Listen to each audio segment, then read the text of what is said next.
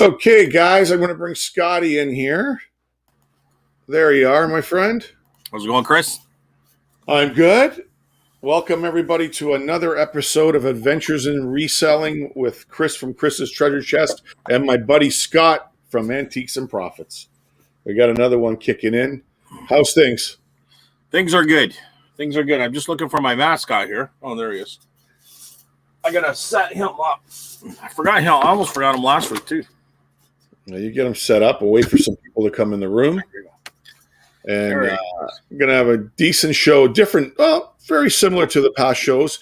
Carl, let's see who's in here. Jose here, he's one of my subscribers, and I think he left this at 3 o'clock in the afternoon thinking that I was on.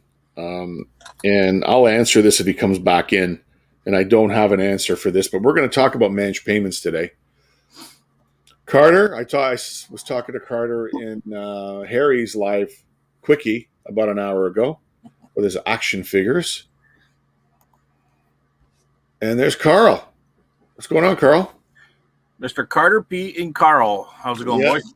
And I have your story here that you sent me over, Carl. We're going to launch this episode off with that story. Very, very interesting. Let's wait for a few more people to come in the room. So I was out today with Camera Girl 1, and, I was on your show on Sunday, and I was talking about how I was down in the dumps and the blues, not selling anything. Remember that? Yeah. And Camera Girl 1 has now became a professional expert on Facebook Marketplace. Okay? So I told her I'm going to order a neon sign, and I'm going to put it on my front door, and it's just going to flash open. That's the amount of traffic that's coming in here. That's how much she's selling, Scotty. That's crazy. But so, good. It is good. Yeah. And now she's dipping into my inventory, and she'll walk in once in a while, and she goes, you know that item? Yeah. Can you delist it on eBay because I just sold it? Wow. So now there's a couple of things happening, and we've had a brief conversation about it. We're not getting divorced over it or anything. But I said, so where is the money going? Wow. Coming out of my inventory. It's going over there. She's laughing her head off in the other room, Scotty. Well, you should just be happy that it sold. I am. Hey, but she has a question for you. She asked me, her fees on Etsy are like, she's not making any money after all the fees. If you are not careful, I don't know what you guys clicked on, but there are some, you have to go in and make sure you have to watch some of the fees. Okay. Yeah. You have to watch some of the fees. If you, I'll have to go in and check it out, but I had to unclick some things too at one point. Okay. So there you go. Camera. There was one where they take like 15% and everything off there. It was crazy, but it's, I hadn't clicked on something, so I'll have to go in and I'll talk to you about it later. Yeah, okay. She meant for me to ask you. Yeah, I have to go in and find out what it is, and then I'll let you know. Yeah, just text me and then we'll give it to her. She says thank you. Okay. Tom, what's going on? Lyndon, are you the gentleman that purchased the Xbox 360 controllers from me today? I think you're the one, and I sent you a message back. Let me know in the chat. Hello, welcome back. Debbie? Listings. One of the listings I was comparing was yours. Laugh out loud. Oh, so you're using my photos and my titles now, Carter?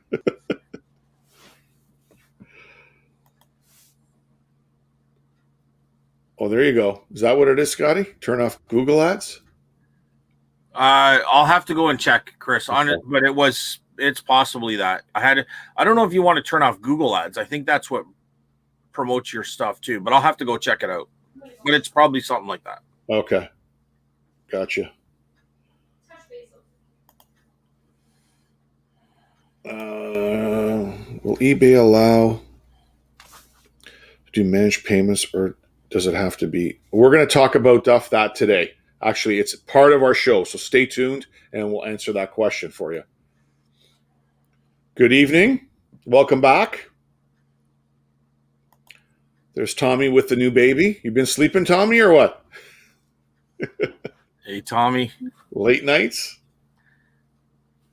Oksana, Tommy, Stacy. Stacy. Oh, you had to beat my prices. Okay, Carter, I see what you're doing. That was me. Thanks so much. Yeah, no problem. I sent you a message. It'll be shipped out Friday morning. I'm getting some dental work done tomorrow, so I'm going to be out cold probably for most of the day, unfortunately.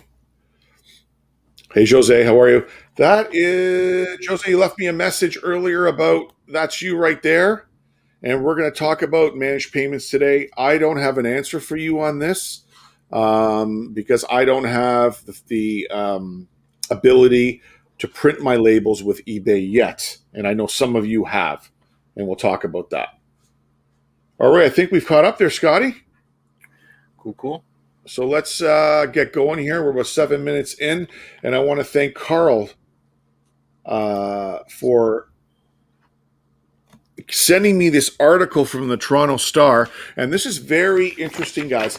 This is an individual from Toronto. He scammed a bunch of online companies. So it's not eBay, it's not Etsy. It mostly looks like him buying from Best Buy, places like that. That's what it looks like. I'm not 100% sure. It doesn't describe it in the article. And Carl, if you have more information, let me know. So this is a really, Scotty, I've seen scams, buddy. Okay. This is some guy that really thought about this. Okay. And what he's done here is genius. I'm not going to, tell the name. His name is in here and his age and everything. I'm not going to, bring it out today. But I want to tell you what he did, and it's very, very smart. So here we go. So there's a TO man, and he faces dozens of charges for alleged online shipping scam. It was a shipping scam that he was doing. So what he was doing. He was purchasing items from companies in Canada between June 1st and February 18, 2021. Okay, so this is current news. Yep. And when he did, so once he received the package, like we all do, then he requested for a refund. Okay. Well, once you request a refund, these companies send you an email with a return label, right? Yep. You take the label, print it off, put it on the package, and then take it to the post office. So what this guy was doing, he was dropping the return packages with the return label at different post office locations, I guess, around the GTA. It wasn't just one spot. And what he was doing, he was attaching a device. I don't know what it was. It doesn't explain that in the article, to the return packages. And what would happen, once they were scanned to Canada Post and they were in transit, the label would detach, the return label. Yep. So what happens there, Canada Post, the Crown Corporation, deems it undeliverable. They can't deliver it now because there's nowhere where it's going. But once you get that initial scan at Canada Post, the seller gets the notification that it's on its way. So they start the refund process. Okay? Yep. So Canada Post returns the parcels back to him, and the seller still gets credit for the return, and he gets his money refunded. So this guy is getting all this free inventory, and the sellers are giving him his money back. He's a crook, right? He's a crook, exactly. Yeah. So I guess Canada Post is getting heat for this, going, what's going on here? Like, this is not right. So they investigate, and the police issue a warrant on his house. Okay? And they recovered $20,000 in merchandise and $25,000 in cash at his house. So now he's charged with 23 counts of public mischief and 12 counts of fraud. Crazy. It's crazy. And I don't know, it might be different in the States, but you always kind of refer back to Capone, I guess. But when you're using fraud through the mail, is that a higher crime? Because you're using it through, I think the post office is like that sacred ground area, especially in the States. Maybe some of the Americans can let us know there, but I think as soon as you do something through the mail, like it's considered like a higher level of crime. And I think a lot of these companies, they take it for granted. As soon as they send that return label. Wow, dude, how many people go in? Yeah, absolutely. As soon as they got the return label, for sure. And as soon as it's scanned by Canada Post, they get a message that it's in transit. They credit the person. Yeah. And it must go to some processing center where they probably never even check it again. No. Right? Because it's in transit. So this guy had a little bit of a... Now, he was doing that through eBay. No. Buying online through like companies that sell online. That could be like Hudson Bay, okay, Best Buy, places like that, right? Because they deal with such mass amounts of stuff that I'm surprised they even caught it at all. It's crazy. Yeah. So I think he would never have gotten caught unless Canada Post, I guess maybe Canada Post was getting complaints. And they looked into it and they put two and two together and they figured out his act because he wasn't dropping off the packages at the same Canada Post location. Right. He would travel around, and drop one off here, drop one off there. But I would really be interested to see what this device was. I almost suspect that probably he talked to someone that had to squeal on him. Because I don't know how else they would have caught that this early. That's a scam that could have gone on for years before they found anything out. Especially if he went to that much trouble to deliver it to different places. And it's not the same company. Like it might be, like you said, Hudson Bay and then other like Best Buy or yeah. So how many times did he do this? Oh, it doesn't say. Like I said, they found, what did I say in there? Like $20,000 worth of stuff, right? Yeah, merchandise and cash. So he was probably flipping the shit on Facebook Marketplace too, once he got it. I mean, that's a short period of time. That's within 6 months. Like, I mean, how long does it take an investigation to even get motivated by the cops to get motivated enough to do something like that, right? Well, I don't think the cops knew until Canada Post investigated it. No, 100%. Yeah. 100%. But Canada Post itself must have enough clout that's why they got on it right away and as fast as they did. If someone like you or me complained about it, it'd take 3 years before they even go and do anything about it, right? Yeah. So interesting story though. But Carl, thank you so much for sharing that with me via email. So we got to catch up here. We got a bunch of comments. No problem, buddy. We'll get to managed payments and we'll talk about that. Okay, Tommy from Carter. I missed something, Scotty. Let me know. My eyes are going. I'm getting old. All right. If you plan on selling, you should set up your own Canada Post account. Otherwise, you don't increase your shipping discount. Yes, that is correct. Harry, nice finds on those action figures. Really enjoyed that. There's Fish. People saying hi to each other.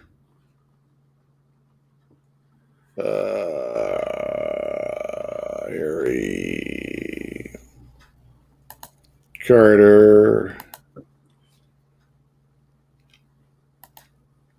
Did they return the boxes? I assume they were filled with junk, not the actual item. No, they returned the item, did they not? Yeah, they returned that. Yeah, but you know what? Carl's right. There could have been junk in the box. He probably kept the item just in case it went through. Huh.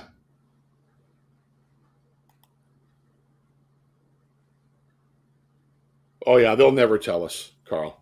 There'll be too many guys after this show going to try to, copy the whatever, how he rigged it. Hey, Debbie, how are you? Hey, Debbie. Maybe his credit card. Yeah, maybe. Maybe.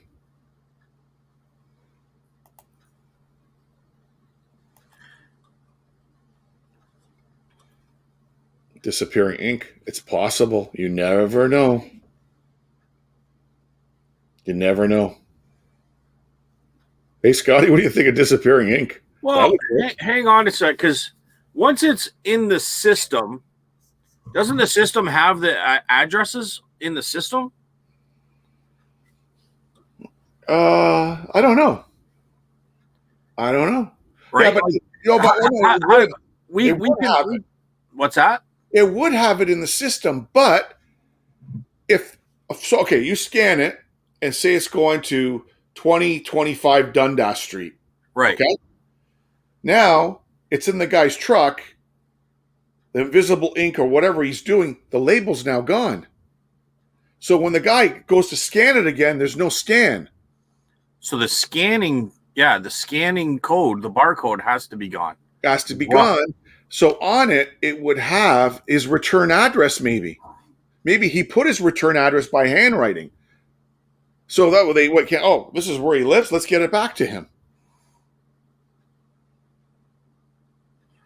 Yeah. Okay. Huh. Interesting. Yeah.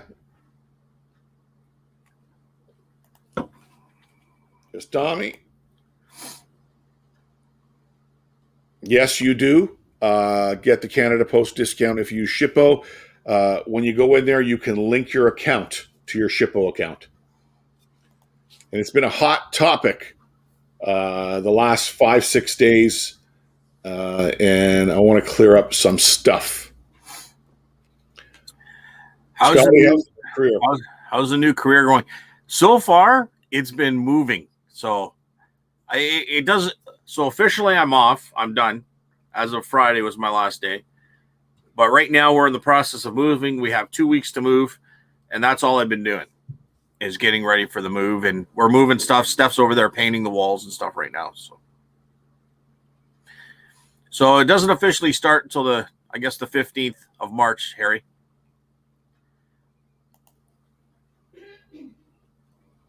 It's actually time release glue from 3M. Never even heard of that. Have you, Scotty? No, but I mean, I don't know the system. Where would it have to fall off? If it falls off in the truck, I think the guy's got to say, I'll take a look for that label. I don't know. Like, if it fell off in the warehouse and then gets to the guy's truck, I don't know how they work it. Does a driver really care? You get 200 packages in the truck, yeah, and a label falls off, right? It's one package, and who knows where it comes off too, right? Like, it could be across the border. It could be all sorts of different places that it has to go first. But it'd be interesting to know this scam, like the details on how they found out and all this stuff too. Like, that's crazy. It's the glue sticking the label. We had this problem with UL labels. We had to put on our products where the labels came off in 3 days. UL had to recall all the labels and replace them. That could be what it is, Scotty. And you know what? If that's the case, and you can show precedents of other things happening, I would just say I bought a bad batch of labels. Right? It ain't my fault. I'll get all these parcels back. I thought they just didn't want them. Boy, really dumb. How many? Yeah, but look, he's doing it for 6 months, man. Look how much he buy. Listen, the best story always wins. An old guy that was on the police force for many, many years, did investigation. He goes, the best story always wins. It wasn't a matter of right and wrong. The best story wins. So he just has to come up with a good story. 3M has different grades of glue and ink. And that's what Carl was thinking. Canada Post would not care. No quality control. It's true. A lot of those guys don't really care in there. They're firing the packages left, right, and center. That's what I hear. How does Carl turn everything around to me being a You're criminal. a criminal now, Scotty. I'm a criminal.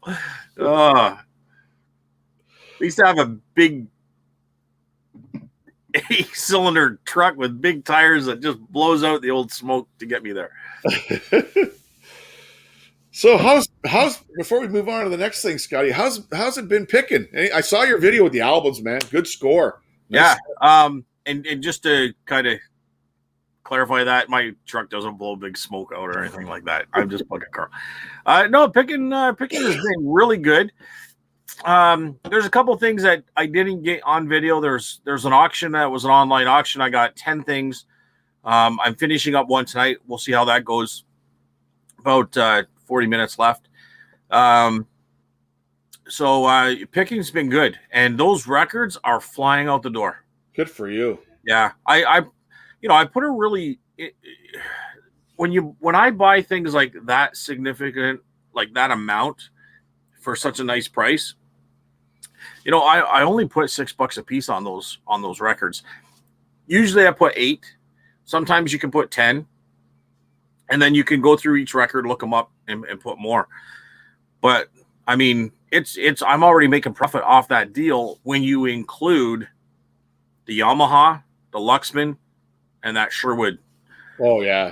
I mean the Sherwood was, it's a lower model for sure. It's still a good. It's probably going to sell first, to be honest with you. But the Yamaha and the Luxman, I was really happy with that. That turntable's sweet, man. That's a nice turn, and for that condition, it's in great shape, eh? Yeah, yeah. And that guy, he had another record player in the back.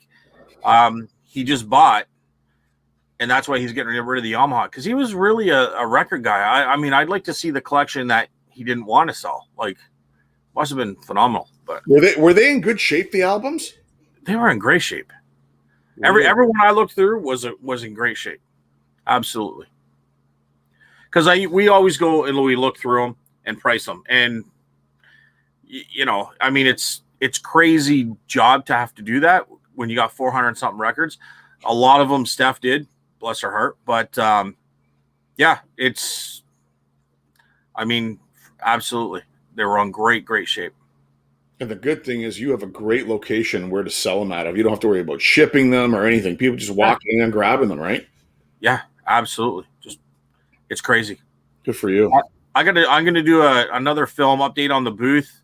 We're just crazy busy right now with the move and stuff, but the whole booth looks completely different now. So it's time for a road trip. Come see you.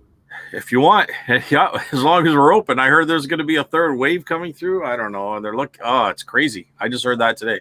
I don't know what's going on. Yeah. But yeah, no, we're open. Everything's good right now. So absolutely stop by. Yeah. Okay. Well, let's move on to the next topic of the day. It looks like we're caught up on the chat, right? Nothing there. Oh, there's fish.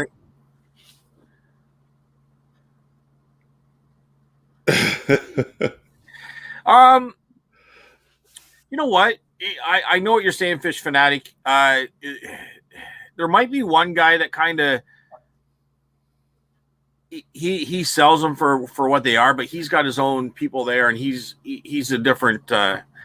He's got his own little different thing going on. He'll probably actually come by and buy and cherry pick the records. That's the thing about the antique booth. Nobody really cares, because if you're selling something that cheap, he'll come by.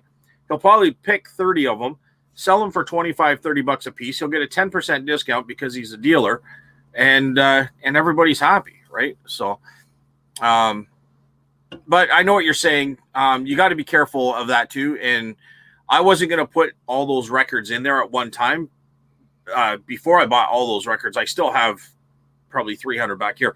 But then everybody's doing it anyways. It's not really like that. I always look out for that, because you don't want people getting mad at you too. So it's a good point. But do you think you're selling them too cheap? Well, because you're selling them, forcing the other people to cut their prices as well, but it doesn't really work. It's not really working that way. It's more of like I've had 45s in there. That guy will sell them for anywhere from probably $4 to $10 per 45, maybe a little bit higher depending on who it is. I'll just take a bunch and I'll sell them in. I'll sell them in there for 20, 30 bucks for a bunch of them, and they're gone and out the door. He's probably buying them. You know what I mean? Yeah. So what do you got on each one? How much? Each of these records have $6 bucks. Well, you're selling for $6, but what do you got in for like cost? Well, right now, nothing. I've got it all back, but I paid for 400 and something records for 150 bucks. Oh, you got nothing in them. Oh, you're making money. $6 a record. Who cares? Yeah. No, but what he's saying is, am I undercutting everyone else that's in there? And in my position, I would say that he's probably coming in and cherry picking and buying a lot of records himself. So it's hard to look at that because you got to look at quality. You got to look at the shape of the record, and what like I say, he's selling the same record for $25. He may be paid $10, $11 for it. Well, right? And it's very complicated if you really want to get into it. Yeah. But what also happens is I'll have a lot of records that he won't. It'll bring record people there, and then they'll go through the booth. I've seen other people have it like $3 on or $2 on records. You know what I mean?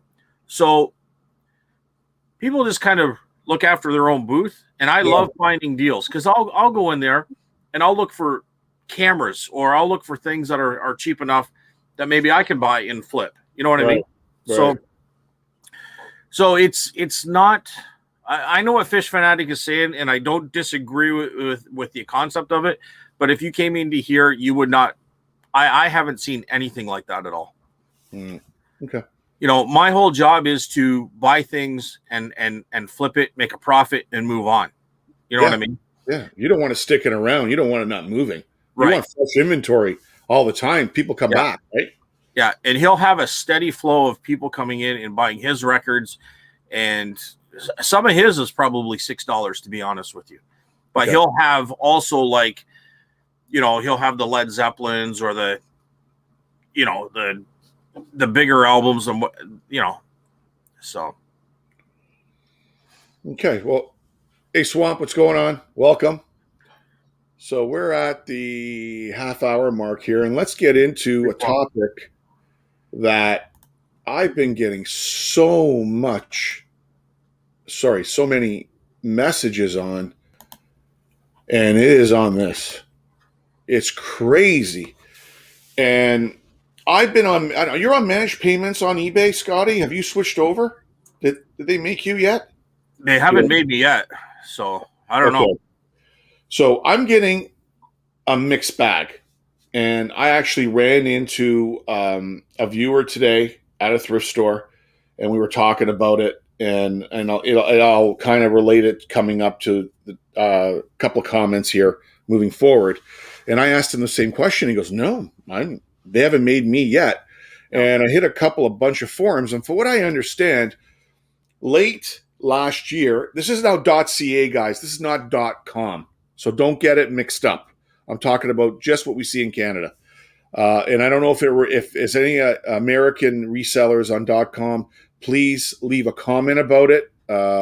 If there's more information that you can share with Scotty and I and the viewers in the room right now.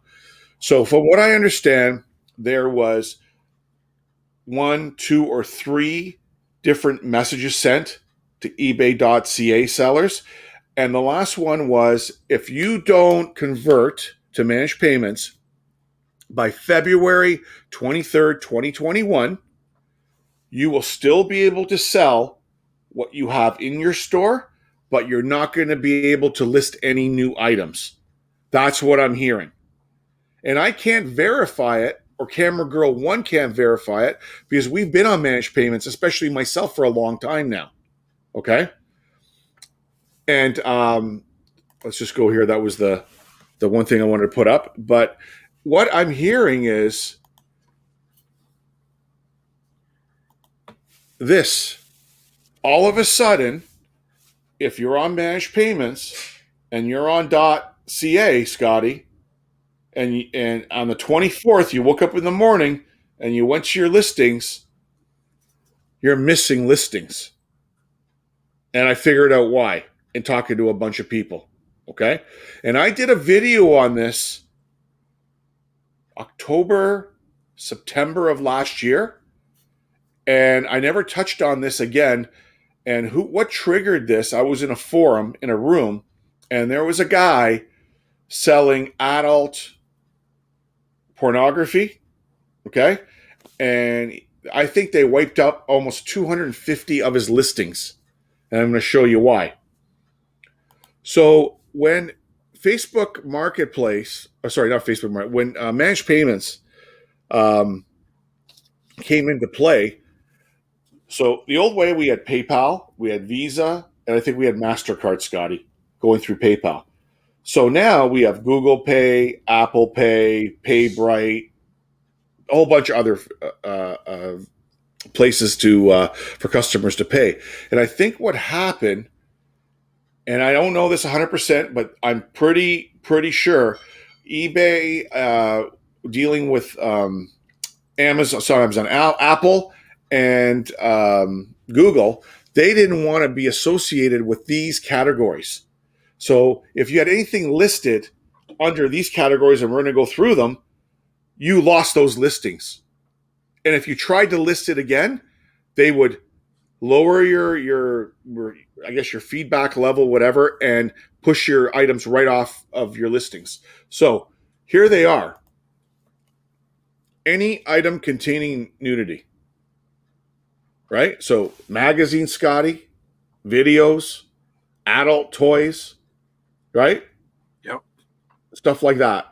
So if you had anything listed under that, gone. Listings were gone. Now this is strange. Auction services. What do you think that is? I can't figure that one out. On eBay. Yeah. Auction services. Is it like contact me if you've got a bunch of tractors and I'll sell them for you? And I don't know. I don't know what that is. I'm going to have to figure that one out. Strange. And bullion, money. If you had that listed, they wanted nothing to do with it. And I can see this category, Scotty. You've got something and it's not real, and you pay by Google Pay or Apple Pay, and I sell it to you, you get it going, this is not real. These guys don't want to deal with fake crap, right? Any comments there that I got to switch to, Scotty, while we're doing this? I was going to say something that Carl's saying now. So he's saying he has bought from auctions who have also listed on eBay. Maybe the auction is the auction service. I was wondering if auction houses do auctions on eBay. All in the up and up, all where eBay is aware of it, but so they advertise as their own auction, but they do it through eBay. As an auction house. Yeah, maybe that's what it is. I don't know. I looked at that and I found it. Well, what is this, right? And Fish Fanatic is he agrees with me on getting rid of it, buy cheap, sell it reasonable, and unless you're running a museum, and that's what ends up happening. Fish Fanatic is you're right on. If you don't try to unload it quick, it becomes a museum eventually.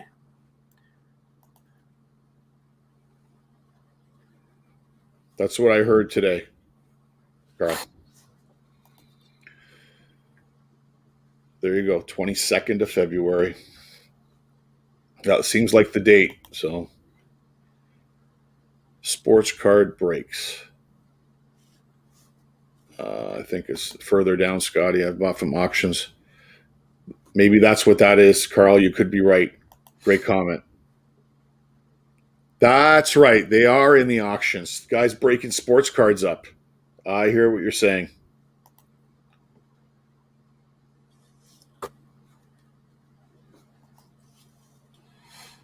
Okay. That makes sense there, Scotty. That makes sense. Okay. We were on auction services, right? Okay. Well, we were here. And here's another one And there's a lot of people, Scotty, on eBay selling coins and paper money.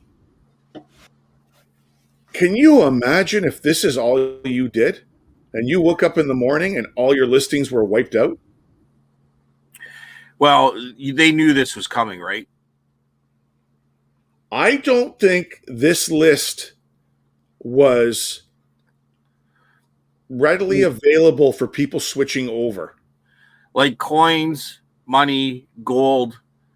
Like when they knew that it was inevitable. Like managed payments was the way it's going to go, and we're no longer able to sell those items through managed payments. I'm asking. I don't know if this list was so when you went to managed payments. I don't know if was there an email sent to you. Okay, you're on managed payments as of this date. You cannot sell these items. I don't know. It was already kind of under the umbrella of managed payments that these weren't allowed. Nudity, coins, gold. I don't know, but people were asking me. I've got all these listings disappearing, and that's why I'm doing this because maybe they weren't aware of what they could and could not list moving forward. Well, eBay should have let them know, especially if if that's what they have been dealing with for a long time. Yeah.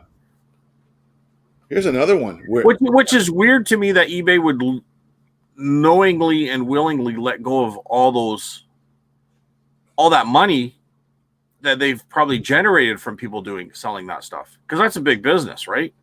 Now, I was reading in a forum before we went on tonight, and what they're doing, the average Joe that just opens up an eBay account, these restrictions stick 100%. But say you and I, we have a registered business and we specialize in coins and gold and all that. They will allow us, I don't know what the date is. I don't know if it was the 23rd or tomorrow or next week. We will be allowed to sell those items moving forward. So I think they're going to have some sort of clarifications shortly on that, which makes sense, right? Yeah. So I think what they're trying to do is filter out the deadbeats and get the guys that have a legitimate business charging tax that specialize in that area, like coins and paper money, right? Because they'll be selling good quality products to their buyers. Right. So that's my opinion, Scotty. And I don't know. We'll do another video on it. If we get more information, maybe on your show on Sunday, if I can dig it up, right? You want to add, or what do you think? I just know it's a big business. I don't really know much about the business itself, so it's hard to comment. I mean, I know there's a lot of scams out there the other way as well. You know what I mean? So you'd almost have to be, I don't know, I'm not a buyer, but if I was going to go out and buy that kind of stuff, I'd want it from somebody I trusted. I wouldn't just go buy it from anyone that I don't know. Yeah. Rated seller or not, it'd have to be somebody that I'm pretty comfortable with, right? Yeah. Well, I hear you, dude. I hear you. I heard there was this other scam where they call it they had whip gold. I think the Chinese perfected this gold, and it was almost like a Miracle Whip type, or like what do you call that? Whipped cream. Okay. So they would take this gold and they would design rings and different things out of it, but it was basically a foam. So it wasn't a solid gold. Like it was probably, it's crazy. I should do some research on that one too. But basically it would disintegrate. Like it's very, very fragile, and it's like there's nothing really there. I would imagine it breaks apart kind of like a candy. You know what I mean? That's weak or something. Like very brittle. Brittle is the word. Yes. Yeah. Okay. But when you see it, you get it. All of a sudden, it just excuse the language. It just kind of that would be awful, right? That's terrible. I'd be crying. Gold is very expensive, so gold jewelry. So there's lodging, timeshares, vacation packages, and car rentals that are restricted. Is timeshares even a thing anymore? I don't know, man. I heard a lot of bad things about timeshares. I mean, you hear lawyer advertisements saying you want to get out of this timeshare. So I don't know. That's a thing. There's so many people that are.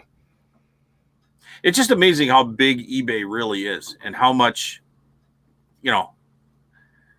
how much it's into. Let's catch up on the comments here before we move on, Scotty. So I think Old School is talking about the sports card auctions. It's like the lottery. I heard they fixed the paper money issue. Okay, maybe they did. Thank you, Carl. Yeah, I was going to look into that a little more today. And Debbie's verifying. Okay. Oh, they just checked. Good. Carl, when you're checking that, is it as of February 23rd for businesses? If you can maybe put that in the comments, let us know. David, how are you? Welcome. Hey, Dave. Gold flakes are in some high-end and cosmetic products. Yes. And booze. Goldschlager. And booze.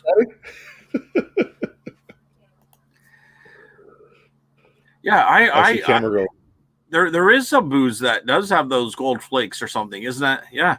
I think it's Goldschlager. Yeah. Okay, so we were here. Is that where we were? Timeshare. Yep. Yeah. Okay. And there's 3 left. Tickets for travel, events, or experiences. Well, we know nothing of that's happening. So no matter if you were trying to list it.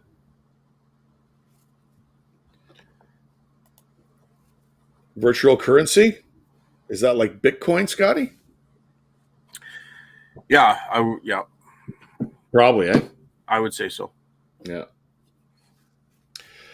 And this one was weird. Wine. I've never seen anybody sell wine on eBay. Is it maybe just a U.S. thing? I don't know. Maybe if you have a winery, maybe they sell wine through eBay. Maybe. Yeah, right? Maybe, and they ship it right to your place ground. It's possible. Yeah, maybe you're right. Maybe you would buy it and they would ship it USPS ground or FedEx to your place. No air, no over the border, right?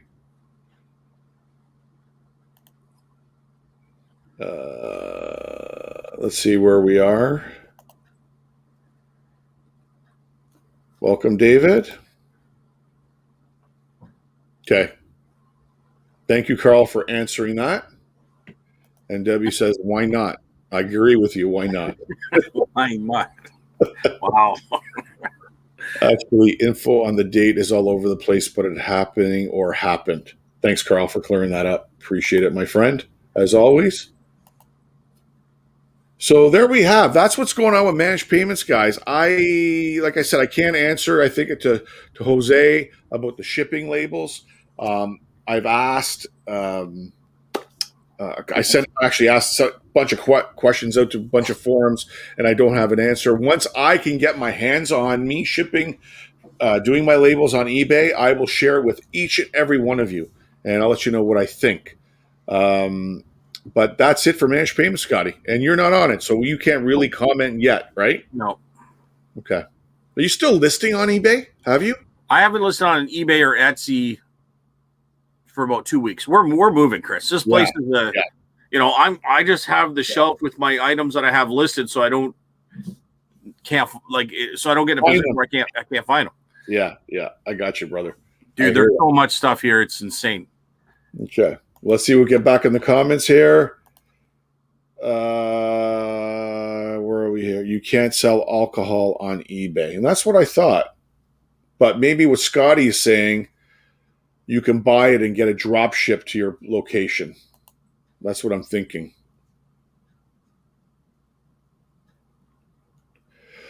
Carl, I have sent an email into eBay on this, and I'm waiting for a response. They are trying to link, if you're using Canada Post, to your eBay account. They're working on it. So I don't know. And you know what? If that's the case, I'm just going to go straight to Canada Post and print my own damn label on my account and just put the tracking number in. That's what will happen. Thrift Beast. What's going on, Chris? Hey, Thrift. My friend. I'm really going to look into once March 15th when all the moving is done. What Paul was talking about last on Sunday there with the Shopify, and then cross list it. I think that might be the way to go. It's a good format, and I think if you talk to him off camera, he can kind of walk you through it. Yeah. Right. Well, what do you think of that idea though? I like it. Paul. I've talked to Paul about it a lot. Paul spends a lot of time on his website and doing this. I don't, my problem is I don't have the time. Okay. Right. And I think if you've got somebody dedicated to doing it, like Camera Girl 1 is looking at this right now. Okay. Like she's listing on Etsy. She's listing on Facebook Marketplace. She's listing on eBay. So if she can go to one site, enter everything, and it populates it, and you pay a little bit of money, she's in for it 100%. She's exhausted. Yeah. Because you're doing it 3 times. Right. 1, 2, 3, right? Yeah. So we're going to look into it, and and if you're going to do it, Scotty, you can let us know what your thoughts are moving forward. But for you, it'd be perfect. Yeah. Well, that's the thing. That's why I'm really intrigued by what he had to say. It was just now I just have to wait to the 15th, and I can dive into it. Yeah. Now, how many points are you willing to give up? Well, you're buying low like me and selling high, so it doesn't really matter, right? Yeah, and I have different, like, if I buy something that doesn't fit that model, I'll throw it in the booth. You know what I mean? That's your saver right there. Yeah. The booth salesman, fantastic. Good for you. Yeah, it's insane. So let me ask you a question. So you look at your sales at the booth right now, and you're talking to other vendors. Are they selling just as well as you are, or are they flat, or are you just doing something different? What do you think? I haven't talked to a lot of vendors. That's a good question. I'm going to assume the store was packed, so I'm going to assume we're all doing good. Is my thoughts. But I haven't really asked anybody else how they've been doing. I know Adam was in there, but he was leaving, so his stuff was at a super discount. I know he was happy that he got rid of a lot of stuff and he didn't have to take it back home. Right. But I haven't really talked to anyone, but I'm going to assume that it was crazy. Oh, actually, one thing that was said is that I think it was last Saturday was their biggest day ever, 1-day sale ever. So, wow. Yeah. So is it marketing they're doing or advertising, or is it just it's been growing and they're just, they're running it the right way? I think there's a combination of different things to have your best day ever. One being that we just come out of a lockdown and people were just wanting to get out. The weather was nice. Everything was perfect for that kind of thing, for people to get out. But the marketing's there. The knowledge of the location is there. I mean, it wasn't the best day ever for me. It was a very good day, but I had some fantastic days. So I just think it's a combination of different things. But it was a good day. Don't get me wrong. It was a good day. It was a great day, but it wasn't my best day or our Steph and I. Great days are always good, buddy. Doesn't matter. It doesn't have to be the best day. I've been so happy since the booth opened. It's like crazy good. So. Actually, eBay has a new section to print shipping labels. I received an email from them. Interesting, Jose. I would like to really you let me know what you think if you start using it. Hi, Debbie. Very well. Can you see the new section for shipping? No, I can't. I haven't seen it yet.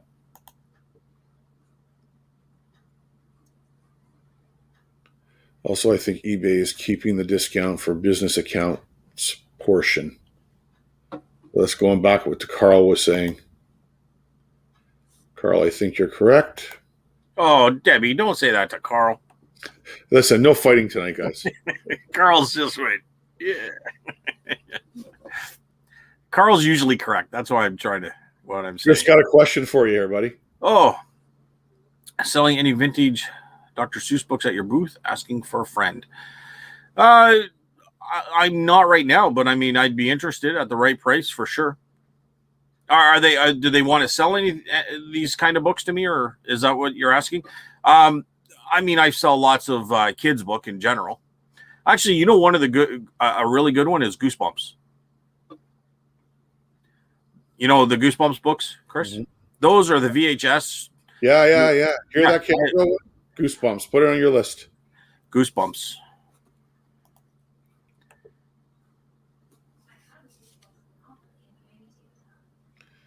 Don't really have a problem with it. A lot of sellers are so small they would never get past tier 1 or even set up discounts in the first place. He's talking about the Canada Post shipping. Yeah, you really need to start digging in. It's to get your Canada Post discount for level 4. I think it's $7,500 spending with them in a calendar year, and you have to maintain it, Scotty. That's the level.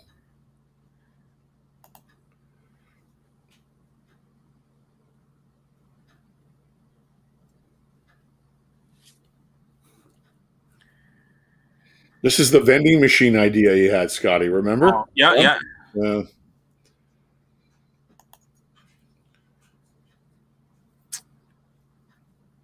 Stacy has a booth. I didn't know that. Did we talk about Stacy's at Crossroads in Brantford? Oh, that's right. Yeah, you're right. I forgot about that. Oh, Scotty doesn't know. Doesn't know what? I'm trying to figure that out. There's a lot of things, Carter. That's why I have to ask. Scotty doesn't know Carter. I know. Well, I know of Carter. I don't know him personally, but Scotty has no idea. What are we missing here, guys? Dr. Seuss books? Is that what we're talking about? Now, let me see. What do I got going on here? I don't know. Is there a scandal? Dr. Seuss is being banned? Oh, they're going to I thought maybe something behind me was going on. Oh. I didn't know. I did try to use it, but they only show U.S. legal and A4 sizes. I guess he's talking about labels. Oh, well, maybe Dr. Seuss is being banned from like eBay. So someone has to unload it and sell it at the booth. I don't know. Hold on. Let's see if we can catch up here. All right. I'll race you to Scotty's booth. I'm coming to get what is this joke here with Dr. Seuss guys? Listen, I have no idea. You're on your own. You're on. No, so you're on, Carter.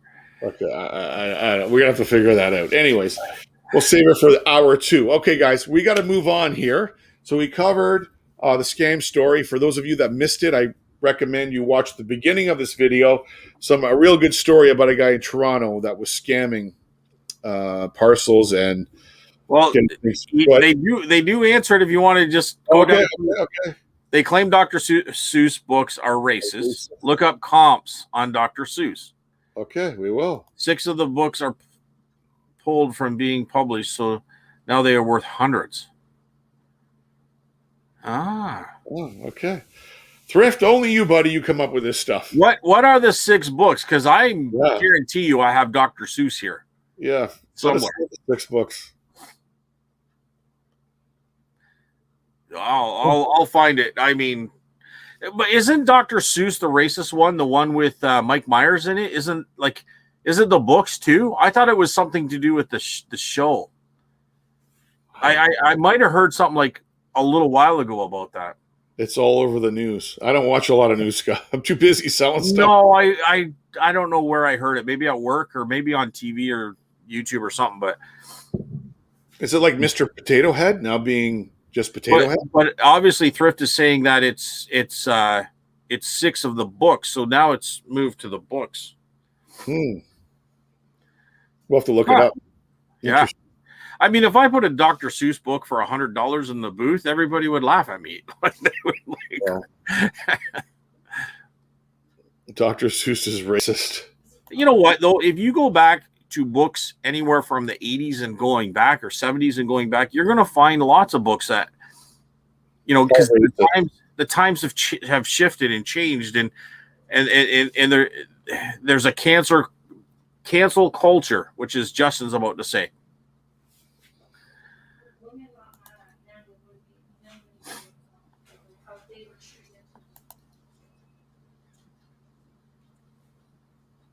Okay, let's get off of Dr. Seuss. Let's move forward here. $100 would be a bargain. Holy cow! Okay, we're gonna have to look for those books, Well, Scotty.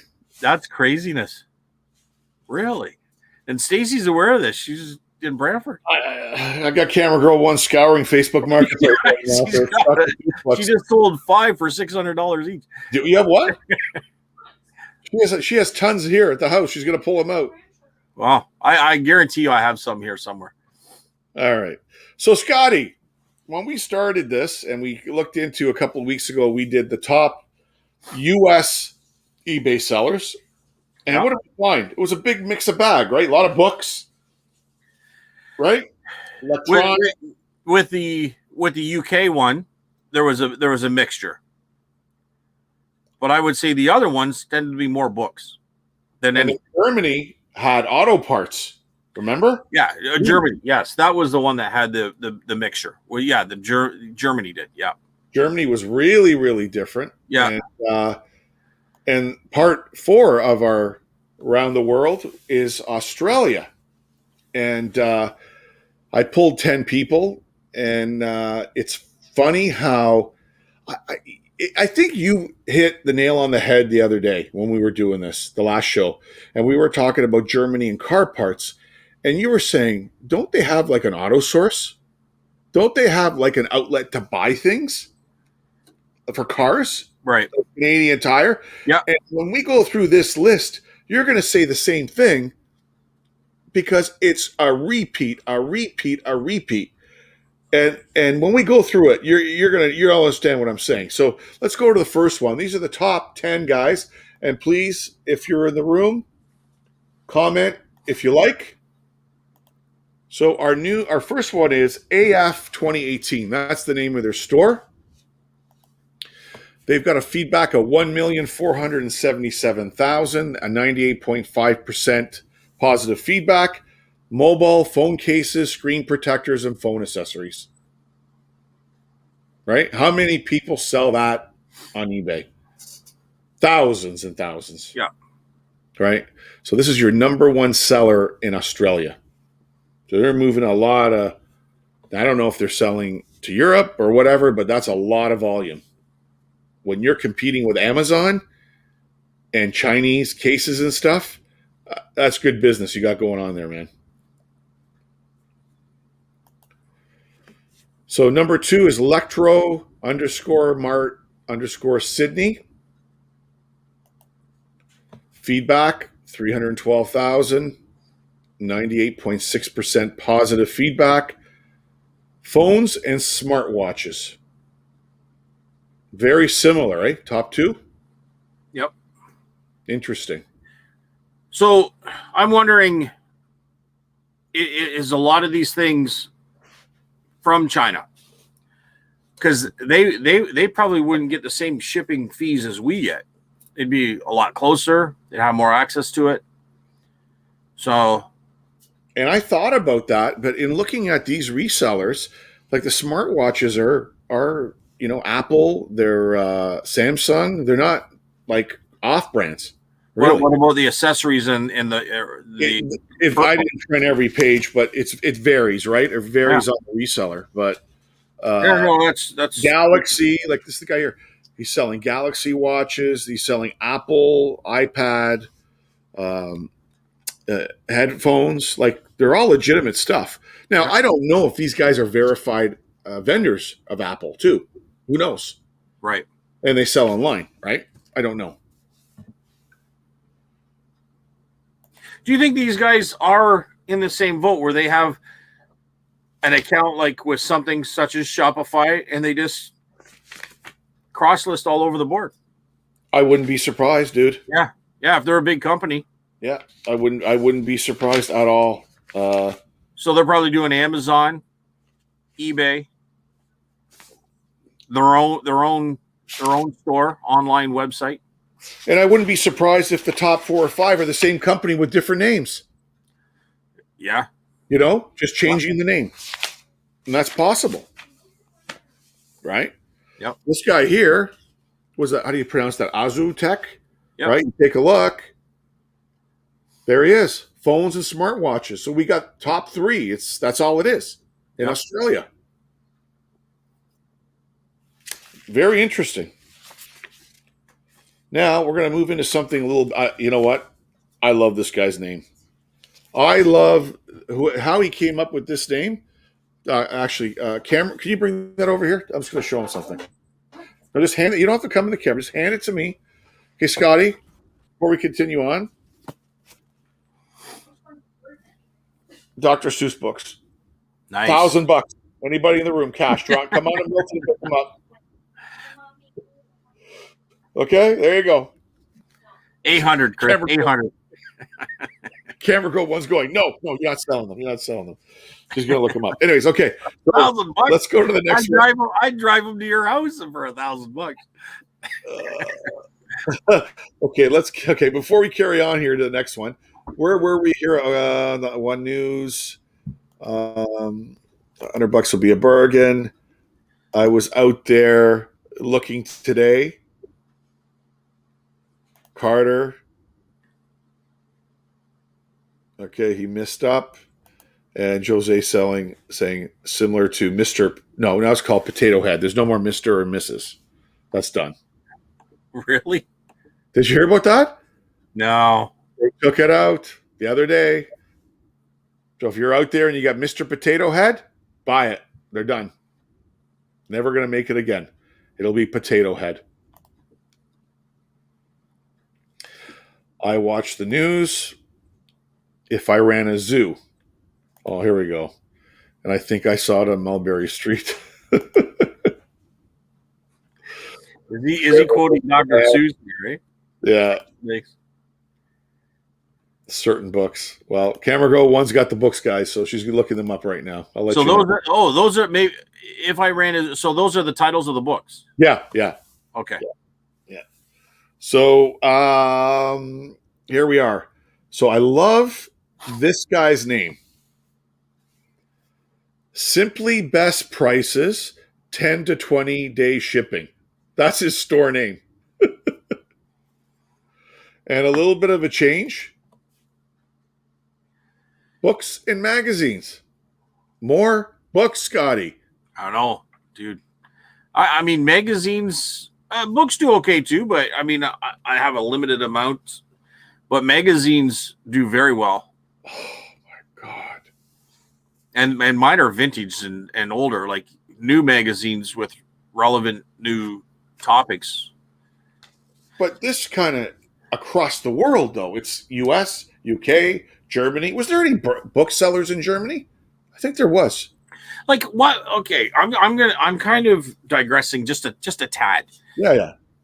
Magazines, like so many people say, books, newspapers, magazines. It's a dinosaur age. It's dead. You know what I mean?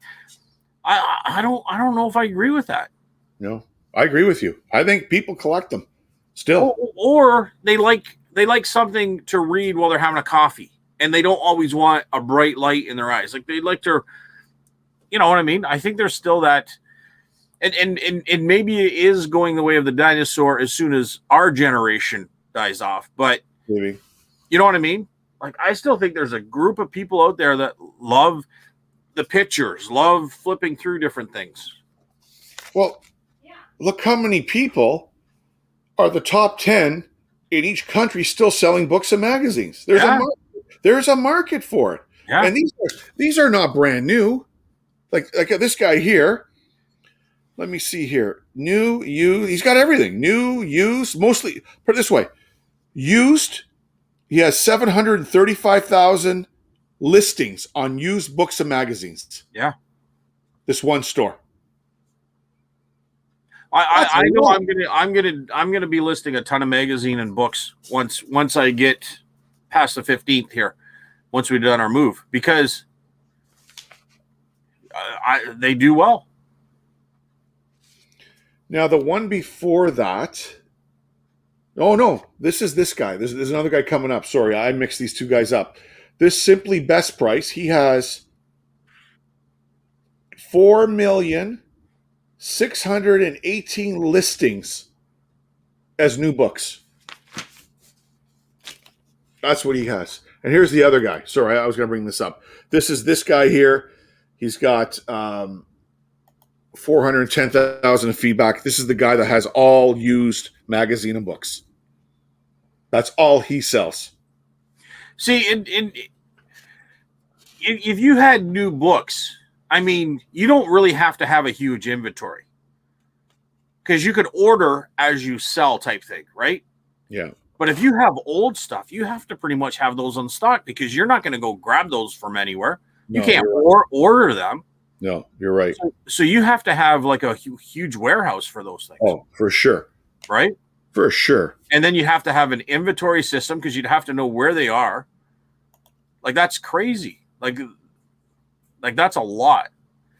So how much are you paying for that space and the? Yeah. You know. Who knows? Yeah, who knows? But if you're doing, I think these guys, like, I don't know the margins they're running at. Like, I'm looking at the prices of this guy here, World of Books. This one we're looking at. Like, he's Australian dollars. He's selling $16, $20, $10, $32. What does he have into them? $1, $2? Is he buying them on estate sales? Who knows? You know, if he's buying stuff for $1 and flipping it for $20 or even $10, and you know he's doing this type of volume, this guy's doing serious numbers, Scotty. He's not paying $1. He's probably paying like 10 cents. Probably. Right? At most. Yeah. He's probably buying huge amounts at a time. Yeah. Yeah. So it's there's a big market. He might not be paying anything for him. He might have a drop your books off system. Free. You know? Yeah. I recycle your books at my place. Yeah. Yeah. You don't know. So anyways, that's interesting there. Yeah. No comments to catch up. Doesn't look like. So we just keep moving on. Everybody's gone looking in their closet for the books. Dr. Seuss books. Dr. Seuss books. You know, Harry is. Harry's gone. He's like knocking on neighbors' doors asking for. He's driving around his car right now. What is this? Azub phone or Azu phone, however you pronounce it. Oz phone. Yeah, Oz phone. Yeah, smart watches and phone. Like, that's what 4 now. 3. Huge business in Australia. And that's why I'm wondering, don't they have outlets for this shit? This is what I'm trying to figure out. Well, the outlets have been closed, in all honesty, for most of the year. Right? With a couple of lockdowns and stuff. I think Australia probably has really huge restrictions. Yeah, they were shut down big time, remember? Yeah, so people can't get that from a store, so they have to order it. So it could be a one-off for the year. This guy has nothing used. He has almost 6,000 listings of all new product. Phones and smartwatches. And imagine being Bell. Like, I don't know what they have over there, but imagine here, we had Bell Canada. And all that stuff, they're either backlogged in inventory or they cut off the buying, and the people that supply them are backlogged. You're buying this stuff for pennies on the dollar. Yeah. You know what I mean? Because they just want to get rid of it. They can't keep it. It's costing them money to hold it. Or even this guy here, say there's like a franchise like Virgin Mobile in Australia and like a smaller distributor, and they went bankrupt or they shut down, and this guy went and bought all their inventory. Just bought it all. You know? For nothing. On an auction. For $10. Yeah. Who knows? Right? So we don't know the whole story over there. So well, I know the phone accessories. Check out Burlington. Those they have 3 or 4 people, and you still wait to get service. Yeah. They're selling stuff all the time, and they're getting commissions, and they pay huge rental spaces in these malls, and you know, so they have to be selling a lot, and all of a sudden they shut down. And where's that inventory go? Who's buying this shit? Like, somebody's picking it up for nothing. But that's what I'm saying. If you knew where to get that stuff, it's a gold mine for you. Because I don't think Bell's going to quickly turn within 6 months. I don't think they're going to put something together that's bigger than what they already have for selling online. Yeah. You know what I mean? Not where they can absorb that inventory. They've already have their inventory set, and that's probably it. You know, I don't know if they have that. They can turn a switch on and get a bunch more inventory. I don't know if they have that ability. Well, one guy was telling me he lost his. This is one of my customers actually. He lost his cell phone, so he called the carrier, and they showed up in a van and got it all set up. He went out there, they handed him the phone, and it was ready activated right to his house. It was like a mobile service. Wow. Right? You don't got to go in the store anymore. They come right to your house. They have everything set up, and they just hand you the phone. Now it's a good service. Yeah. And the thing was, what he told me was he had to be home in order to receive the phone. They would not give it to his daughter or his wife or anybody else in the household. And he had to show ID to make sure that that was him. Right. Right? That's how they're protecting their ass.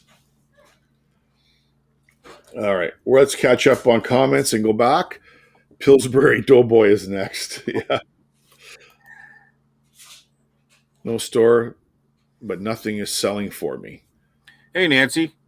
Welcome, Nancy. Nancy, new to the show. Welcome.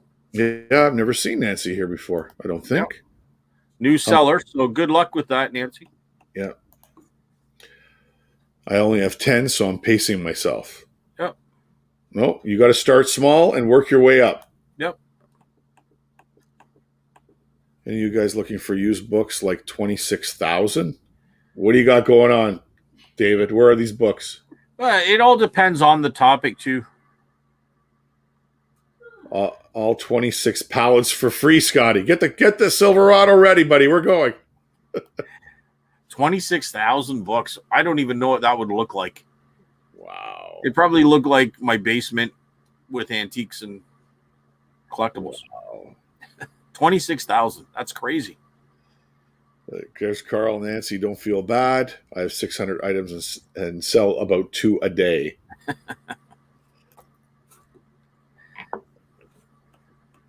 Pillsbury's laughing. And those are Skylanders. Skylanders. I'm new. Yeah, Nancy, the only thing I can let you know here, and I've been doing this for a while on eBay. Don't get discouraged. You're going to get your peaks and valleys. You'll have no sales for 2 to 3 days. And as Carl's saying, the more listings you have, the more you're going to sell. And that's really the system with eBay.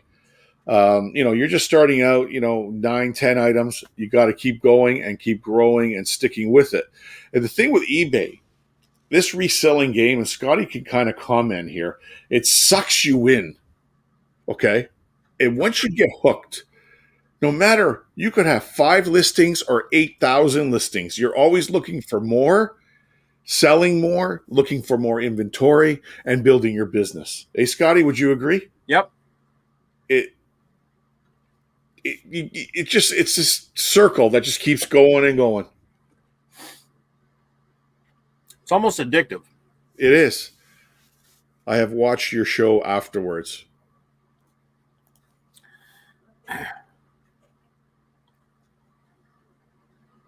So 1 a month at my current rate with 10. Those numbers are right.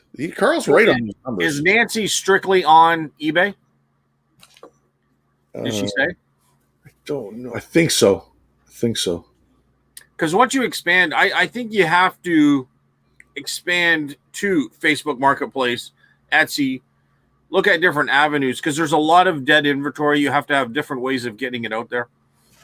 And Carl's right. You need to get your numbers of listings up. If you call them, Nancy, and she's commenting, they will increase it, and she is on eBay there, Scotty.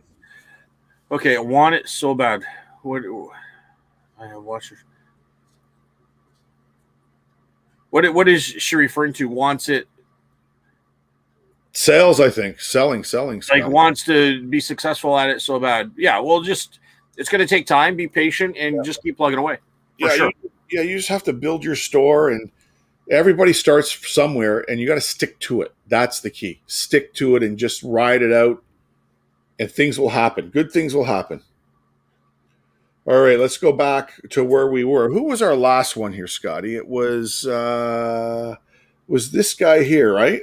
And we were looking at smartwatches. Yep. Well, here we go. There's another one. This one is Angus Robertson. Common name, right? Well, it's not really a a name describing what he's selling.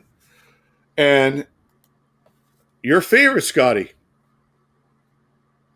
Books and magazines. he has 0 used books or magazines listed. He has only new, and he has 92,000 listings right now. Just over 92,000 listings. Now, what is new? Like, could they be in the package new but a year old? He's got here new Pharmacy Nursing Australia, New Zealand, 3rd edition, brand new. New, the Wolf Hall Trilogy gift set, new. New Parter and Perry Fundamentals of Nursing, another one. So it looks like it's like a lot of school textbooks, stuff like that. I was kind of referring to magazines, but I see the books can be new, but still. Like, I'm just thinking, like, because he probably doesn't have a huge inventory of this stuff. He probably sells it and then buys, he's got to buy bulk to get it to reasonable prices. But looks like he has maybe 2 or 3 new magazines listed. The rest are more nursing textbooks, chemistry textbooks. So could he use a lot of drop shipping kind of techniques or ideas? I'm just curious of. Yeah, maybe. He's got here, he ships worldwide. So, yeah. So these books are like clinical, like they're actually medical books. They seem to be very kind of genre, really, like in their own little clique. Well, look at what's the Australian dollar to the Canadian dollar? Very similar. I don't know the conversion. I think we're a little stronger, but it's relatively, okay. I would say the same. So the books that he's selling, $127, $96, $135. They're textbooks, right? Yeah. Maybe for universities and stuff like that too. Around here for $250. Yeah. So he, I don't know what he's picking them up for, and if he's working on volume, but this guy's got himself a nice little business here in Australia. For sure. Yep. Let's catch. We got 8 comments. Let's catch up, and then let's go back. Where we were here? Up one. Up one. So she's never had luck on Facebook. A lot of times too, and I know other people will already know this here, but it's the type of item that you're selling. Right? So to have luck on Facebook, what kind of item are you selling? You got to really watch your items. You got to watch your prices. Any comments on that one, Chris? Oh, yeah. Camera Girl 1, she's got a niche now. She's not trying to make big money off of stuff. She's just flipping it. Yeah. If she's buying it for 5 and flipping it for 30, 25, she's happy. Yep. You do 15, 20 sales like that a day. Who cares? Yeah, for sure. Yeah. What kind of items would you recommend Nancy to be looking at? Anything? Everything. The thing is, you need to go on Facebook Marketplace if you want to corner that market and look at what people are selling. And when you're out there, that's what you're looking for, and go below their prices. Like I would stay away from things like glass, especially white, boring glass. A lot of people put that stuff up. I think you can lot groups of stuff up. I'm just trying to give Nancy a little bit of ideas, but if you have a lot of things, maybe group them up and give a lump, like a price for all the stuff. I deal mostly with antiques and collectibles and stuff like that. So if anything's like under $10, it's going right to the booth. It's not going anywhere else. But it's a little bit of everything, though, Scotty. It depends. It's just everything sells. That's the thing. There's a market for everything. Yeah, if I had 10 Goosebumps books, I personally would just throw them in the booth and probably put $6 to $10 a piece on them. But if I was on Facebook Marketplace or I was selling it on eBay, I'd probably lot them together. Yeah. You know what I mean? Yeah. So I'm just trying to give Nancy a little bit of, some different ideas to look at her stuff. Yeah. Okay, Justin's got here. I just started 2, and I've only made 1 sale in a month so far on eBay. It will come, Justin. It will come. Well, I just. Oh, no, we're good. I think we're right here. Yep. Are we? Yep. Yeah. When I started the second, I listed the 10th item or the 100th item, they would unlock right away. Always talking about the restrictions that eBay give you when you first start. You're allowed only so many listings, Scotty. Oh, I And know. they'll list that if you ask them.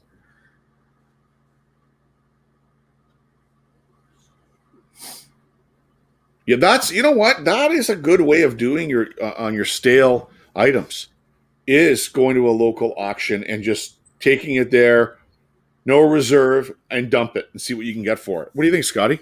I think it's a great idea, and that's also I've mentioned that a couple times in maybe my show, that I was going to start looking into that kind of stuff. I agree, Stacey. That's a great thing. Yeah, Resell Rabbit. I don't know if you guys watch him. Before he got into this big liquidation business he's doing, and he used to do a lot of that when he was out picking. He did a lot of Amazon and a little bit of eBay, and then Amazon kind of, he had enough of that garbage, and they gated him on a bunch of stuff, and then he started getting into his liquidation thing. But that's what he does. If he can't sell stuff, he just dumps it to an auction house and takes whatever they can give him, which is not a bad thing. And Stacey deals a lot with what I do. If she's at Crossroads there with a booth, she'll. It's just a different location, but it's the same as mine. My idea, where you have a lot of old vintage and collectibles. So those things might be a little. I mean, there's probably auctions for everything, but those are kind of what I'm into. So those items are very, sought after as far as auction houses are concerned. Didn't you say, was it you, Chris, that was talking about those people that bought that storage unit, paid $6,000 and then unloaded all the die-cast cars to an auction house? Yeah, it was collectible figures. Yeah. $100,000. $100,000. Would you have done that, or would you have sold them off individually? No, you know what? I think that's the best way to flip them, because when you look at the margin, it's huge. Fast, move it, gone. For you to list all those by yourself, you may have never have gotten the numbers or the money that you wanted. Some would be high, some would be low. You'd be stuck with some. And I think if they're brand new in the box, do it that way. Why not? Scotty, you and I go to the racetrack, we put $6,000 down and we win $125,000. You're not a happy guy? Well, hey, dude, I'm just asking what you would do. I would do it. You would do it. Absolutely. I might be more apt to cherry pick a few items first. If there's that many, maybe I could cherry pick 50 to 100 items that might have like larger values. Who knows? Maybe they did that. Well, I don't know exactly. I don't know. I don't know the whole story, right? But yeah. But when you start, what's too, Scotty, before we go back on the list here and catch up on comments, when you've done it, you've bought storage lockers before, right? Yep. And I guess when you're buying them and got to empty them and clean them out, and you've got another one to go pick up, and you're going another one, maybe you get to a point where you're yourself, there's Steph, and maybe a couple other people working for you. You get to a point where I don't have the time to deal with this. I'm going to send it to this guy, quadruple my money in an hour. And that could be the case with these guys. I don't know. Yeah, I don't know either. I'm saying, like, what would you do in yours? Me? Flip it fast for money. I'm like, if I went to the auction house and they gave me that number, I said, where do I sign? Give me the check right now. Because the auction house has to be in it for money. So I'm thinking there might be like $500,000 worth of inventory to them. Maybe not. Like if you could basically retire and just list for 2 years straight, not even have to pick ever again. But maybe there isn't $500,000 there. Maybe there's $80,000. Well, I don't. That would be a very dumb auction house. Well, you don't know. I don't know. So. Whatever. It is what it is. I just move on. I don't lose sleep about it. I don't think about it. If I put money in my pocket, I'm happy. Right? No, but I'm just saying, like, I'm looking at storage lockers today. I'm sitting there looking through for curiosity. And if if I come across something like that, I don't know. I don't know what I would do. I know what Steph would make me do. Where are we going to put it all? Well, maybe that's the other thing too. Where are they going to put it? Yeah. Maybe they don't have a place to put it, and they had to flip it fast. Yeah. Well, I mean, the most it's going to be is a 10 by 30. It was probably a 10 by 20, just full of stuff. So I'd make room for that. I know you would, buddy. Let's catch up here. All right. We've been doing this 3 years in building inventory. That's Carl talking to Nancy, I think. Do we have list perfectly here in Canada? Don't know what that is. List perfectly. Huh. Maybe explain that a little bit, Deb.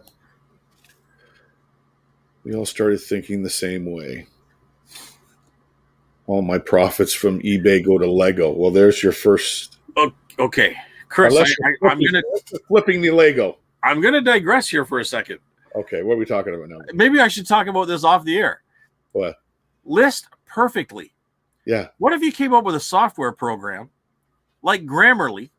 Yeah. Where you punch in your item, a few things, and it gives you the perfect list, and you just copy and paste it into your eBay. Okay, now you're thinking too much. Let's talk about this off here. We're going to start. Yeah. Where are we here? This jumping on me. Not sure, Deb. Okay, here we go. Not sure, Deb. Facebook Marketplace is good for housewares. Yes, it is very good for that. My eBay room shrunk is now a 20 by 30 Lego room. I have 2 addictions and need help. I would start selling the Lego. The Lego's probably worth more money now than it is when you bought it. But if you're... Yes, the problem is in my area is small rule. Yes, very common problem with selling online.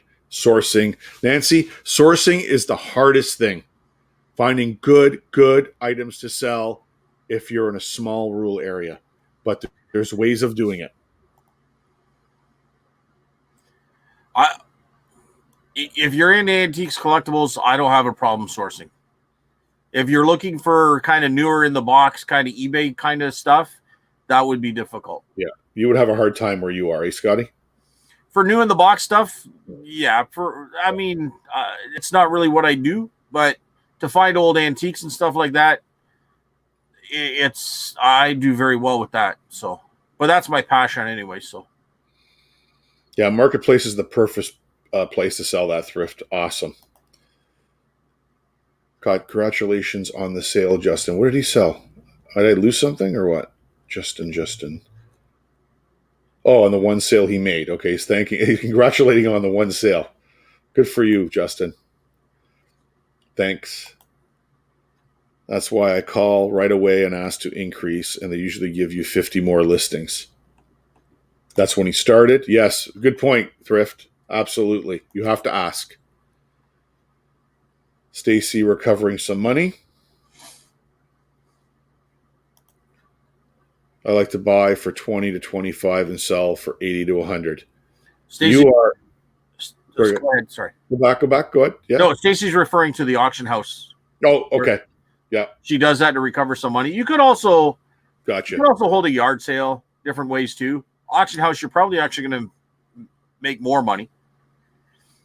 It'd be interesting, Stacy. You don't have to say the name of the place that you do. What kind of percentage do they take? She's got it right here.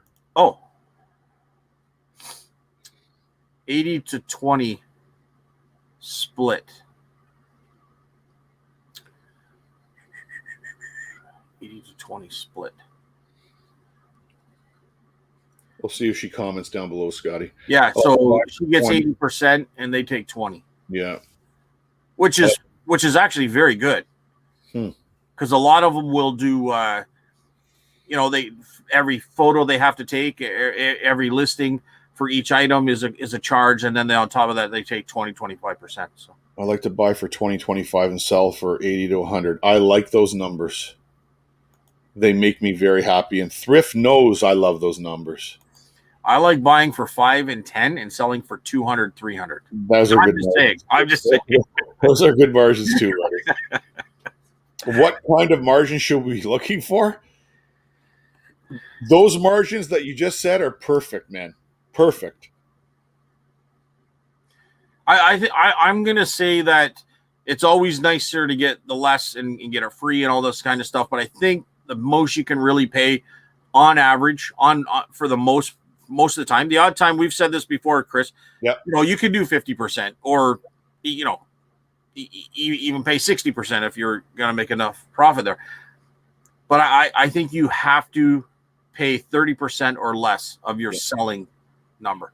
Yeah, you have to, and you guys seen this before, and I beat it to death. And Scotty always knows I'm saying this.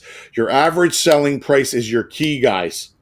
You need to buy low, and you have your average selling price between $45 and $75 to make any money in this business. No matter what platform you sell in, you need to have that, especially in Canada.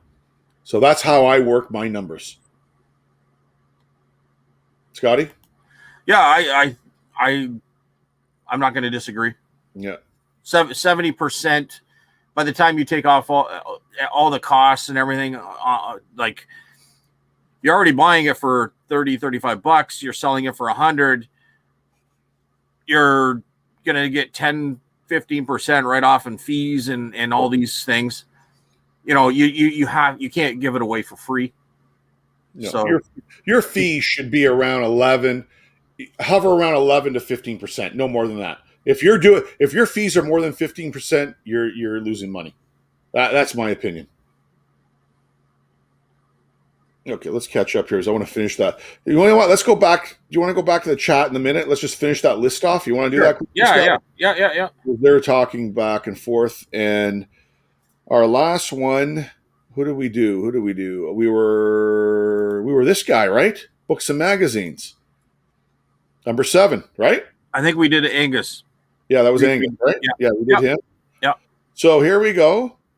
The next one here, I don't think we did him. Crazy Accessory Store. And we're almost done, so we can whale through this. Another one, smartwatches and phones. Another one. And I'm looking here, 16,000 listings of all new product. There's nothing used. And Fitbit. We're talking screen protectors for Apple phones, Samsung Galaxy watches, Apple iPad Air 4 cases. Like this guy's got they must be authorized Apple distributors there. They have to be, Scotty.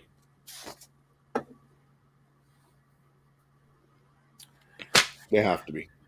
Yeah, and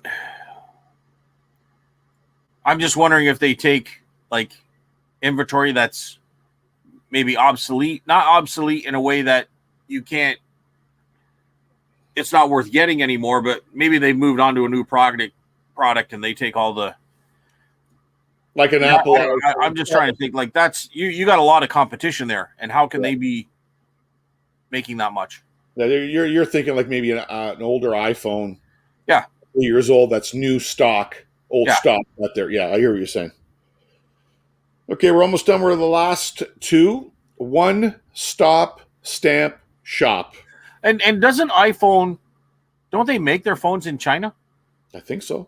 Yeah. So for Australians to get that shipped to them isn't going to cost, it's going to be a fraction of what it costs to ship it over here. You could throw it over the water. Yeah. Right? That's how close they are. So maybe they got some sort of set up that way. Maybe. So this guy here, the One Stop Stamp Shop, sells stamps. That's it. That's interesting. And there's 2 conditions listed on here. He's got new, he's got 76 listed, and I guess used, which is not specified, over 9,000 stamps listed, pre-owned. It's the first time we have ever seen anything like that on the top 10, Scotty. Yeah. And I didn't think there was a big market for stamps anymore. I don't know, collecting or Maybe there's something going on in Australia that we don't know about. Like, are these ink stamps or are they like mailing postage stamps? Mailing stamps. Yeah, mailing stamps. Yeah. Yeah, mailing stamps. Wow. Yeah. The boxes. He's got sheets of them. He's got uncut sheets all over the world. And like he's actually, it's like you. Like he's got, I don't know if you can see that. I'm going to put it close as possible. Yeah. So he's got a box there, just picked up probably at a thrift store. See? Yeah. So he's got them in boxes in bulk. Huh. Odd. Where would you get all those? Just all this guy does. Just a stamp. So I don't know. So interesting. And the number 10 on our list is _Bravo. And another one, which dominated probably, 85% of the sellers? More. Phones and smartwatches. And again, looking back at this guy, 6,000 of them new. And we're talking Fitbits. I think this guy's got 6 different names selling the same stuff. I think he's got the same store with different names. That's my opinion. And he's dominating the market, which happens. And I think you're right. I think he's drop shipping from a supplier. Yeah, you got to be doing something. You have to have a connection somewhere. Yeah. Some sort of system. I agree. Okay, let's catch up here. Okay, guys, we're going to catch up in the comments. We're 1 hour and a half in, and then we're going to finish the show off with the top items that sell on eBay in Australia. And we're going to go through that, but I want to catch up with the chat here, Scotty, first, before we get to that.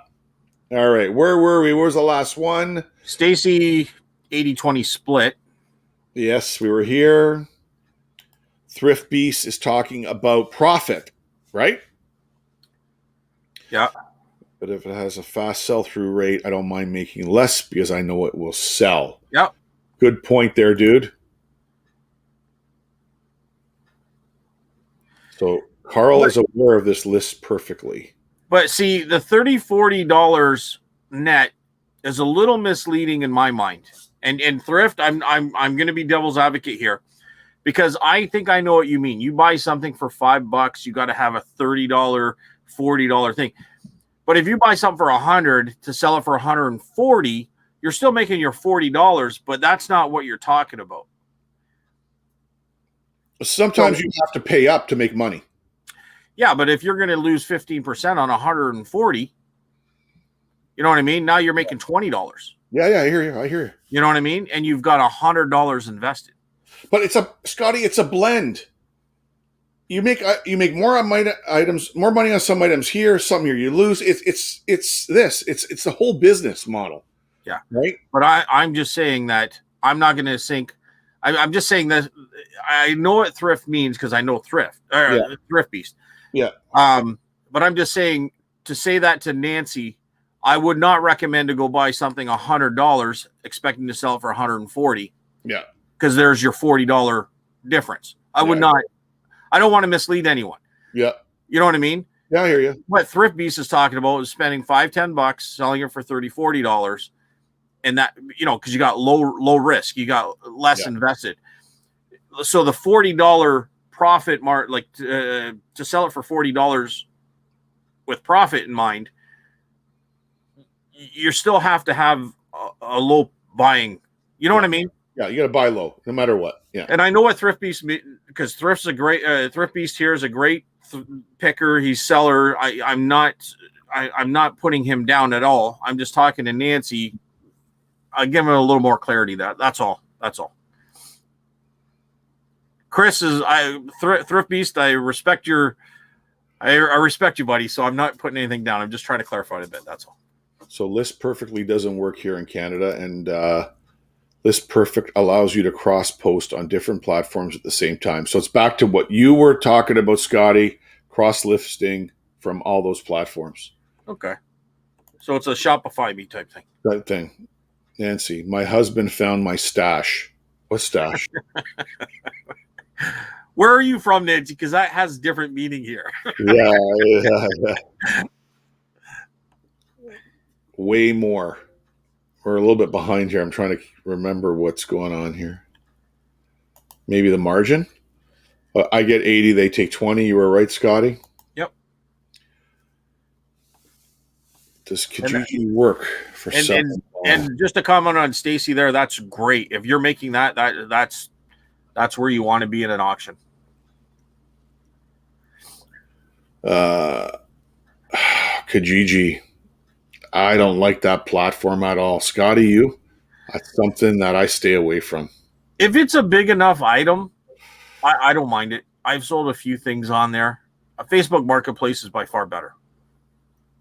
But I don't mind Kijiji. I've not had a bad experience on Kijiji. I've heard horror stories, but me personally, the thing that's different between, I think, Kijiji and Facebook Marketplace is Facebook Marketplace, you have a profile of the person that's looking at your item. So if anything ever goes wrong, there's a name, they can track the person down. Well, Kijiji, anybody can go on in Kijiji and look for stuff. Kijiji, I call it the glorified used car app. You want to buy a used car? Go to Kijiji. Right? I just don't find it safe. I don't find it reliable. I've never had any good success selling on that platform. I've got nothing but people, lowballers, showing up. I lost all faith in it. That's my opinion, Scotty. My opinion is I've done okay on it. I would recommend Facebook Marketplace for sure. Yeah, I think they've taken the market over. If you're going to buy a car or something or sell a car or something like that, it might be okay that way too. But you know what it is? It's like the old Craigslist we used to have here. Yeah, that's no longer here. Yeah, right. Does anyone know how to change an eBay profile photo? I made my first sale today, flipped a Mortal Kombat figure. Good for you. 50 to got 120. Lyndon, you have to go to your store. If you click on, I'm going to try to walk you through this quickly if I remember. On the left-hand side, you click on your profile. It'll open it up, and you're able to, if you follow the links there, you're able to change your photo by clicking on the photo. It allows you to download a new one. But PM me, and I can kind of walk you through it. You're right. It is the best right now, for sure. I think so. I agree. Yeah. Bought for $4.99 Tuesday, sold for $105 this morning. Wow, nice sale. I love those sales. Scott, can you private message me?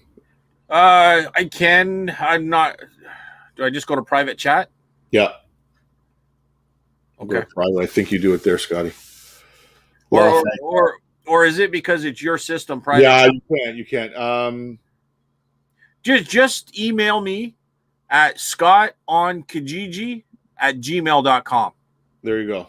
I've had that for a long time, back when I used to sell on Kijiji quite often. About 7 years ago now. Started the day off pretty well. Once you're comfortable selling, you'll be able to assess your business model and see if it's worth your time to sell those small ticket items. Every model is different, but it has to make sense for you. I agree with you, Thrift. Yep. You've learned so much from me, Thrift. Hey, Thrift Beast is great. Yeah, he's got his model down. He knows his profits. I highly, highly commend you, my friend. And you know what, Thrift Beast? Why don't you come on the show this Sunday if you want? Let me know. Come join us again. Come join Chris and I for sure. Nice, Carter. Thanks. Yeah, keeping it constant's the key. It's hard. You'll never will. You got your swings. You got your holidays. You got your Christmas holidays. You've got the summer months. It's very, very hard to have the right inventory all the time. Nature of the beast, I think. Sometimes it's slow for no reason. Sometimes fast for no reason. Yeah, I agree. And that goes for, I think that goes for all across the board. I know the antique booth is like that. I think there's probably stores, brick and mortar stores that are like that. So, like just regular stores in general. Like last weekend. My March has been crazy. 13 sales. Usually I would get 6, but next week I'll probably have no sales, just the way it is. I wouldn't recommend these margins, especially when you first start off. If I'm going to spend 100, I should get at least 215. I'm not going to double my money that I won't touch it. Yeah, I agree. That's what I was getting at. I think doubling your money at that value is good. Yeah. But I still think as your overall business, you have to be 30% or less on you buying your items. But I mean, that's a good double. Don't get me wrong. She's in Saskatchewan. Oh, Saskatchewan. You know, what are those? They got a good channel out there. Oh my God. Curiosity Inc.? No. He's out in Edmonton. Bargain Barons. Husband and wife couple. They do mostly antique stuff. I watch them. Yeah, way better. I agree. Way better. But I mean, I sold a Red Bull refrigerator that didn't work. Fully disclosed, of course. And I sold a antique 1910 large cabinet. It was out of a jailhouse. I mean, those things they're too big to put in the booth. They're too heavy to drag up the stairs. And you can't sell them online because they're massive. 200, 300 pounds of steel. Yeah. But they're so cool, you can't say no to buying it. So, yeah, I threw it up there. Yeah, David's saying here, Scotty, if you use a VPN service, which they're available, you can subscribe to them and it'll change your VPN, and then you could use List Perfectly. And a lot of people use these VPN services when they're traveling, especially if you want to watch local Netflix programs in different countries that are restricted to us. That's one way of doing it. When you sell on Facebook Marketplace, where do you do your transactions? Cash, baby. Though I think what Justin's saying is, where do you meet people? Now, this is something, guys, that you're going to have to be comfortable with. If you don't want people coming to where you live, find a place well lit, public, like a gas station. And there's a lot of places now. I know Brampton has it, Milton has it. You're able to meet at the local cop shop. They have a parking spot out front now just for exchanging on Facebook Marketplace because there's cameras there. I highly recommend you doing that. Or if you have a security system at home and there's somebody else there and you're not selling things worth $2,000-$3,000, it's your own judgment, Scotty? You got to be comfortable with what's going on. Yeah. I mean, Facebook Marketplace, I'll be honest with you, we do it right out of the house. Yeah. Right? So we just do it out of your house. I mean, the worst thing, I shouldn't say the worst thing it could happen. One of the things that's frustrating is if you have to go meet somebody and they don't show, when do you leave, all that kind of stuff. A waste of time. Yeah. We do it right from the house, but you have a record, like Chris has said many times, of who you're buying from. So, but if I was to do Kijiji, I did have them come to the house, but at the same time, I don't think if I was to list a lot on Kijiji or some platform like that where you don't know who's coming, I probably wouldn't do that. Yeah. And the other thing too, if you're doing it from your house, you're able to say, look, do a bank transfer first, and then schedule a time like 3:30. Let me know when you're 5 minutes away. I'll put it on the porch. You already have the money, right? And we've got security cameras, so if somebody's coming, we know they're there. They pick it up and they leave, and we've had no problems at all. And a lot of times, Steph will give out the phone number to these people, and it becomes a text rather than a communication over Facebook. So now you know who the person is because you got their phone record and everything. It's going back and forth. And when they come here, we have a barn out back, which we won't have once we fully move. That's completely full. And people would actually end up walking through the barn and actually buying more stuff, to believe it or not. You know what I mean? I'm not going to recommend to do that, if you live on your own, we have a dog too that barks.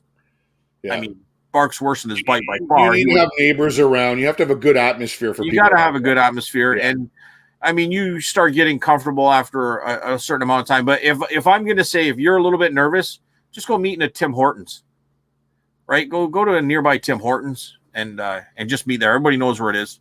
Yeah. Thanks for the tip.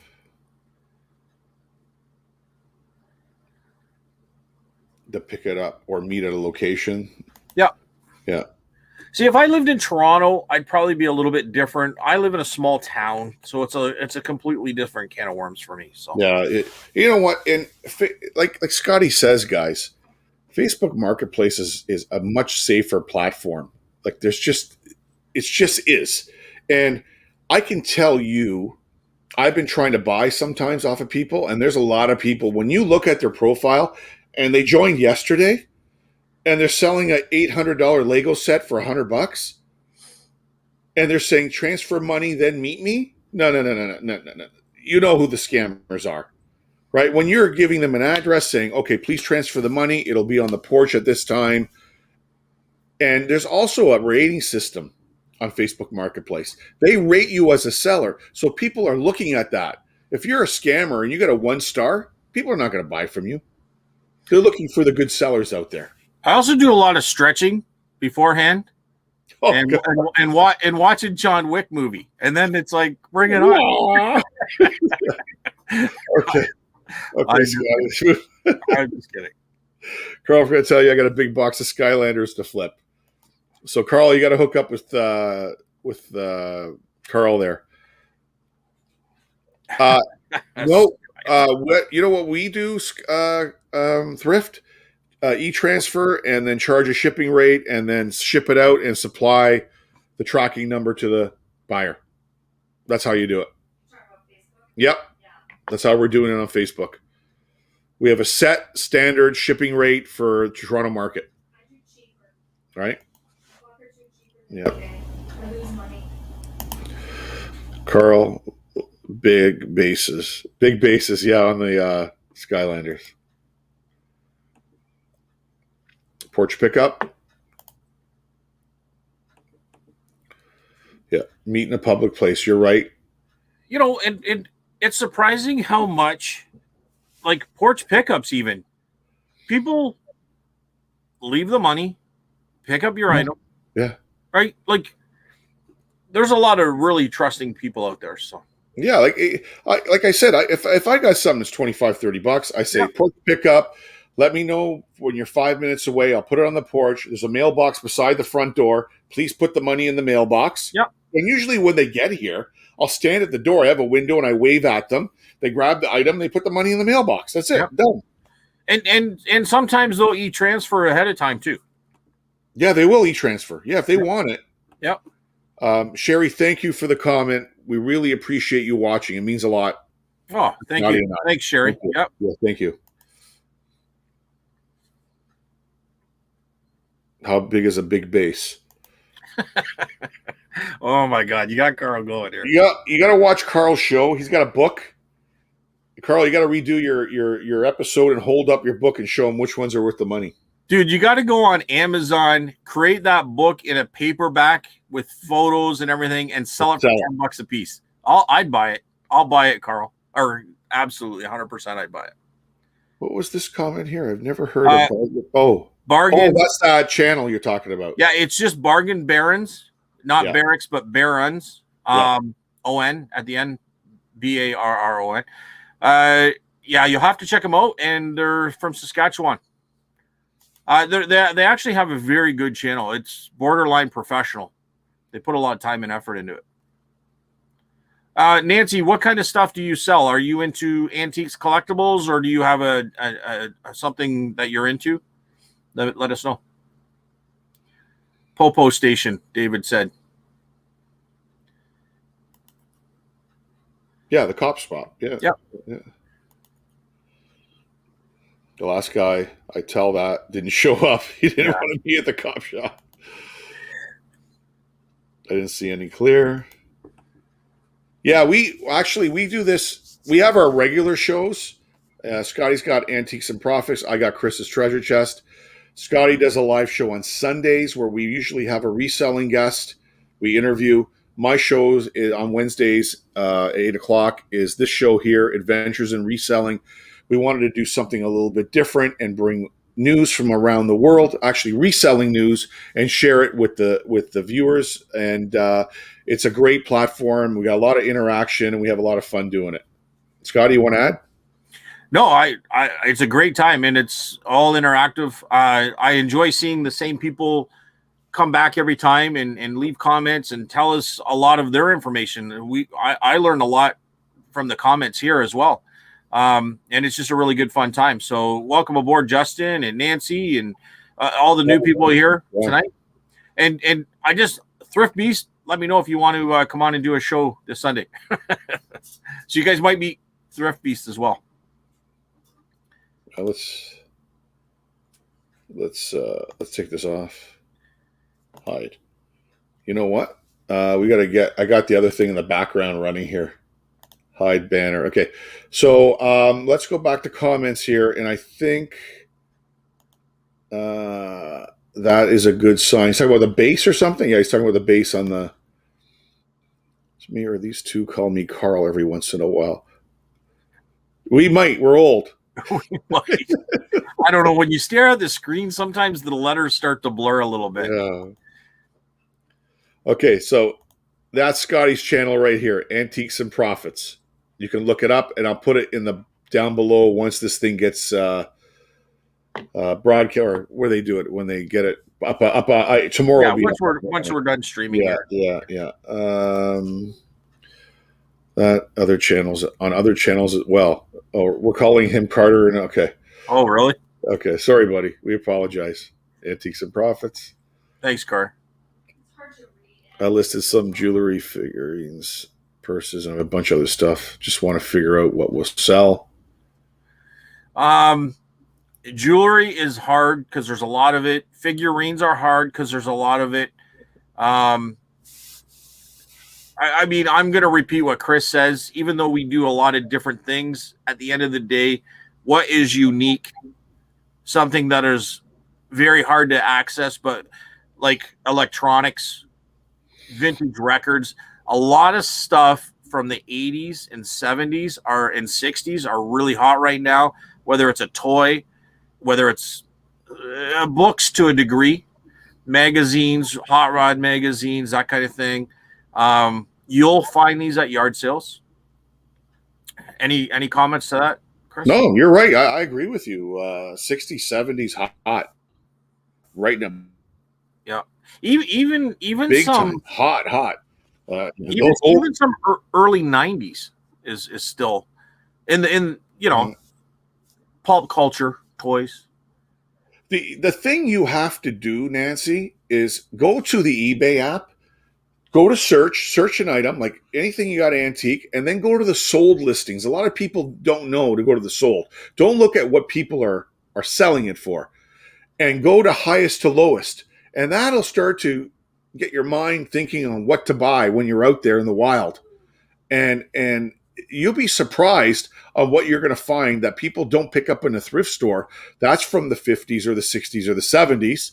And you're able to buy it for nothing and flip it on whatever platform you're selling. Hey, Scotty, how many times have you? I've done it many, many times. Right? Yep. Try to, I mean, jewelry and figurines, purses. I mean, that kind of stuff is just, it's so much is out there. And if you go to a thrift store, you're going to see walls of this kind of stuff. And I'm not saying it doesn't sell. It doesn't have an interest to me. What I like is unique old stuff. Chris likes a lot of unique old stuff, vintage stuff too. But you also find new in the box. You know what I mean? And you'll scan it. It might be new in the box and worth $10. You're going to put it back. But if it's worth $60 and it's got $4.99 on it at a thrift store, so there's different ways to do about it. I just think if you go to and I'm not trying to put anyone down here that does this. If I'm wrong or you have a different mindset, let me know. Yeah. But I think if you go to, you can see figurines galore at a thrift store. they're on the shelves. You know what I'm saying, Chris? Yeah. No, I hear you. They're all over, man. Absolutely. So cameras are big, but you have to kind of learn your cameras, and you got to make sure they're working, or parts repair, lenses, printing, stuff like that. You know, that's the kind of stuff you want. Where do you find it cheap? I mean, I find it pretty much really cheap, but go to yard sales, go to estate sales. There's lots of stuff out there. But I've not had luck on figurines or vintage jewelry unless I put a lot of it in a jar and I'll sell it at the booth for $15 and I'll have a whole jar of it. Anything, Chris, on that? Yeah, I know. You're right. I had this the other day. I listed it. I don't want to tear it down. Like there's a vintage old pair of headphones in the box. I got them for nothing. You know, like if they were a better brand, this is actually a General Electric brand. You know, you could have sell these for $180. So you don't know what's around that corner, Scotty. You know that yourself. You could go 2 days picking and find nothing, and all of a sudden find 100 items. Yep. It's the luck of the draw. That's why this business is so unique and so fun. And the reselling community they're amazing people. And go and watch some of our picking shows. Thrift Beast. You can watch. Who else does picking? Carl has a show too, but he doesn't really do picking in his. He talks about items, but mostly he's about numbers and selling. So if you want to know that aspect, I would go to Carl's channel. Just trying to look here quickly. Sorry if I miss anybody, but anyone else you would recommend? Oh, there's so many people. I don't know who's in the room, Scotty. I'd have to go through the comments, but Harry Humstone, go watch. Harry, yeah, Harry's there. I think you just got to start watching YouTube resellers, and you'll learn from many. Cincinnati Picker, Craigslist Hunter, Resell Rabbit. You got Rally Roots. There's so many guys out there that you can watch. Shed Flips, Curiosity Inc. If you're a Canadian reseller, there's so many guys out there that we all learn from. Everybody's unique. Everybody picks differently, and I think Pete's always said this, and this is a phrase that I always bring up. Picking is like fishing, right? It's a big ocean. There's a lot of fish out there, but the best fishermen get the best fish. And that's what picking is. The best pickers get the best haul. And it's up here in what you learn. But it's constant learning. I learn every single day. I learn stuff today that I didn't know yesterday, right?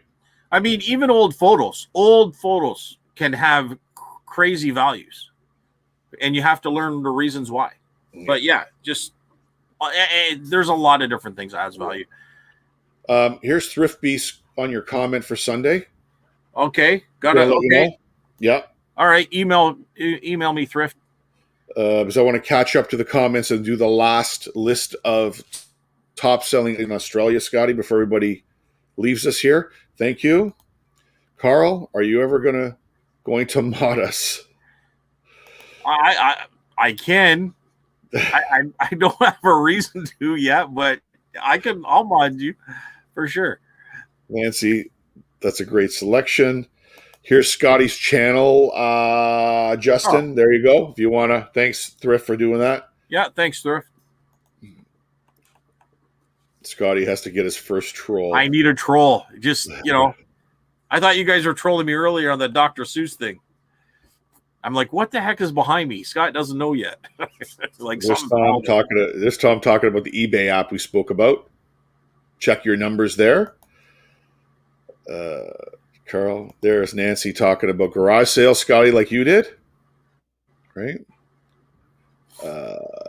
Guys. I can't wait for garage. Oh, me too. Absolutely. And I'm going to do more this year. Yeah. I'm going to do more. Well, hopefully we're open.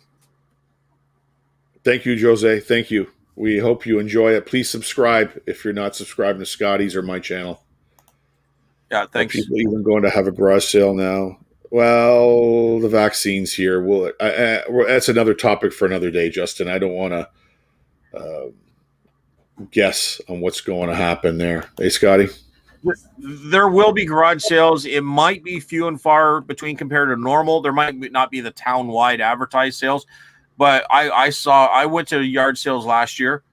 I went to a few estate sales, which I was surprised, but they'll be out there. You'll just have to find them. Okay, let's go to the last, and we'll go back to the comments, Scotty. Let's go to the last thing we have here today. So this is the top selling items on eBay Australia. And we've kind of found, what, Scotty, a very different blend of products from every area. A little bit different, right? Not so much Yep. who the sellers are, but what the top items are, right? Yep. And this is the number one item in Australia, women's clothing. Okay. Wasn't that similar to Germany? Was clothing up there as well? Men's jackets and women's jackets were there, remember? In the top. Yep. Very interesting there. The next one, kitchen items. So we're talking like little mini blenders, mixers, anything to do with the kitchen. Cutlery. Hustle and Hooks does a pretty good breakdown on what they sell, and they do a lot of kitchen items. They do successful there. I'm a little nervous with kitchen items. I don't know the niche that well. What about you, Chris? Are you into selling kitchen items? I sell juicers. I sell blenders. The high end juicers, Scotty, if you can get them, you can make all kinds of money off of them. I'm not talking $50, 150, $200. Breville. There's a whole bunch of other brand names that are out there, and you can pick. You know what they are? They're in thrift stores. Somebody gets married or has a shower or like a wedding shower or an engagement shower, and they get this thing as a gift. And the bride goes, I'm never going to use this damn thing. They throw it in the closet. A year later, they're going through crap, and then they just donate it to the thrift store. Yeah. There's a lot of that going on. I have right now, and I think I posted it in one of my videos, I got a brand new Starbucks coffee machine that I picked up for $20. Brand new. Brand spanking new. Somebody got for a wedding present or something. I did pick up a blender once. It was a what's that guy's name? He's a famous singer. Oh, yeah. I know Margaritaville blender. Yeah. I know you're talking about. I picked that up. So I sold it for $85 out of the booth. What the hell's his name now? Now you got me. Margaritaville. Oh God, it's gonna come. Put in the comments, guys, if you know his name. Yes. Sorry. I know the guy's name. I can't think though. Jimmy Buffett. Jimmy Buffett. There you go. There you go. How do you forget that name, eh? Jeez. I don't know. I know. So the next thing on here is watches, which makes sense on those lists, right? Watches, Smart watches. This is a weird one. Furniture. That's a big surprise furniture. I don't know if it's local pickup or it's something like IKEA where they ship it to you, or like prefab furniture. I don't know. Antique furniture, we've been doing well, and the big stuff we sell on Facebook Marketplace, just for you guys out there. The next item in Australia, who would ever guess? Right? With those top sellers selling those items. And this next one relates to that one guy that was selling the nursing and medical books, Scotty. Yep. School books. Now, is that college or university school books? Everything. College, university. They're more university textbooks, like that guy that we were looking at in the top 10. They're expensive for sure. Yeah. And then probably do very well selling used university books. And this data doesn't tell me used or new. It's just a category, right? They don't dig into it. And then the last one, phone cases. That's it. That's the top selling items in Australia. Very interesting. I keep rubbing my eyes because my allergies are up, and so I apologize for that. They're just a little watery. So where were we in the last comment, Scotty? We're we're at 10 o'clock on Carl. 10 10 p.m. o'clock on Carl. We had Justin. So one down. Okay. Yeah. Okay, here we go. Let's catch up here. Watch out for the shipping. It shows it's not accurate and over the values for Canadians. Yeah, it's very important. That's a good point, Carl. Check the shipping.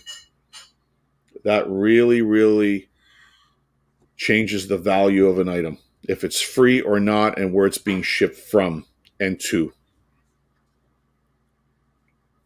Jump in when you want, Scotty. Antiques are picking up in sales again lately. TNT? Antiques are picking up in sales again. This and that. Where are you located? Do you have a booth or do you sell them online? I do well on furniture. I don't deal with a lot of it. I'm very particular with what we get, but we get it cheap. We sell it pretty decent.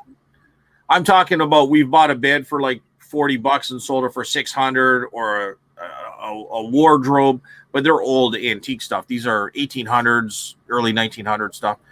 But we're doing very well with our antique booth. I'm just curious, this and that, where you're from.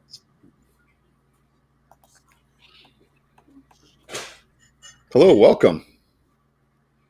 Now, you can, Costin, go to ebay.com, log into your .ca account, go to .com and allow you to go in and you can list there. Can you now still list on UK? You'd have to go to ebay.uk and try to log into your account and see if you can. I don't have a 100% answer for you. Carl, if you're still in here, maybe you can kind of make a comment down below, because I know that you may know this information. Or even Thrift, if you're still in here. There you go. You just answered. I didn't see it. US or UK address to create an account for eBay US. Okay. Thank you, Thrift.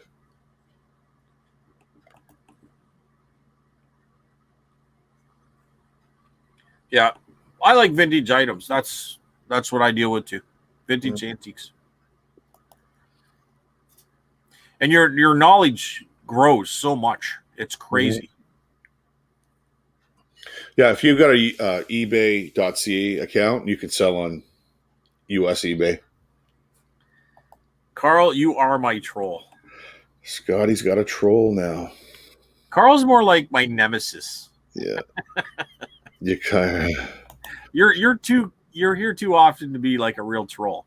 Nancy. I think too highly of you, Carl, to call you a troll. I like put you in the nemesis with respect.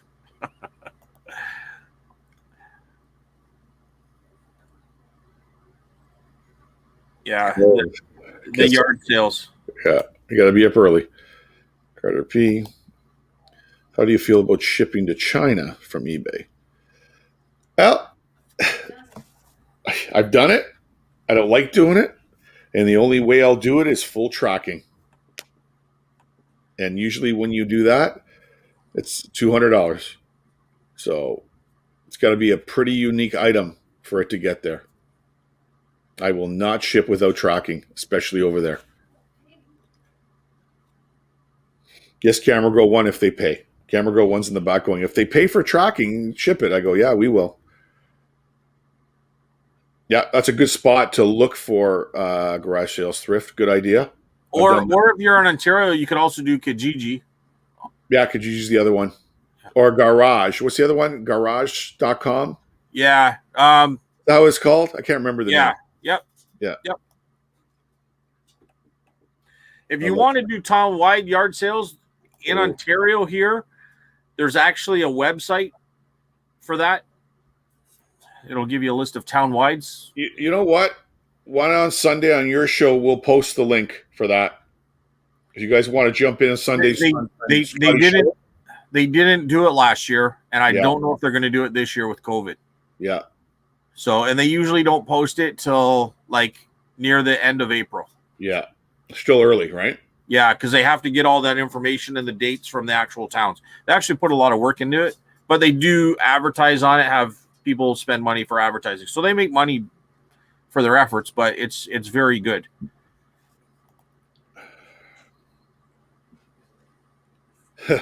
Thank you, Jose. I hope you sold some coffee mugs. I've got 6 in the other room. The Camera Girl one's now stolen to sell on Facebook Marketplace because I couldn't sell them on eBay. So, thanks for watching, buddy. Cutco brand knives. Those are Bolos. I think Carl said that name, didn't he? Cutco. We talked about it a bit on Sunday's show with Paul. Okay. I don't know who brought it up. Maybe it was Carl. Yeah, maybe. Or was it Adam? Maybe Adam, because I know Adam sells Cutco as well. So one of them. Good comment here, Carl. Yeah, go to Thrift's YouTube channel if you're interested in checking out Stallion Express or Chit Chats. That's a cross-border shipping company. He's got a great video there. It's great, Chris. Thanks, Chris. Scotty, have a good night. See you next week, buddy. See you Sunday if you can drop in and see Scotty's show on Sunday night at 8:00 Eastern Standard Time. Eastern Standard Time on Antiques and Profits. Online in my secondhand store, South BC, Okanagan. Okay. Secondhand store. Is that like, do people donate stuff to you, or do you have to go out and pick it, or do you kind of combo that? I know it's curious. Yeah. Because we were talking about that on Sunday too. Like there was different ways of going about it, and it just opens up a whole bunch of questions and stuff as far as, do you get a lot of junk collected to your store that you have to dig through and then take to another thrift store or garbage it? Do you have a YouTube channel, TNT? Curious. Yeah, maybe. Yeah, I'm curious. This and that makes sense as far as a secondhand store. Yeah. That's a good title. Good name. Yeah, we'll have to check that. You have to check that out. Thanks, Carl.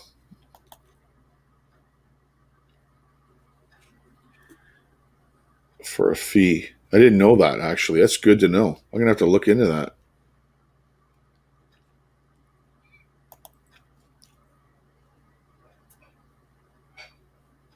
That's right.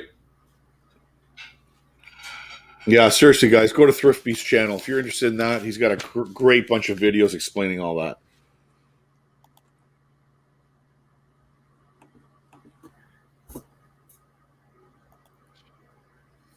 These guys kill me. Next, they'll have an episode where they learned a great new bolo for Skylanders. I'm working on that in the background, Carl. I think Carl should create that book.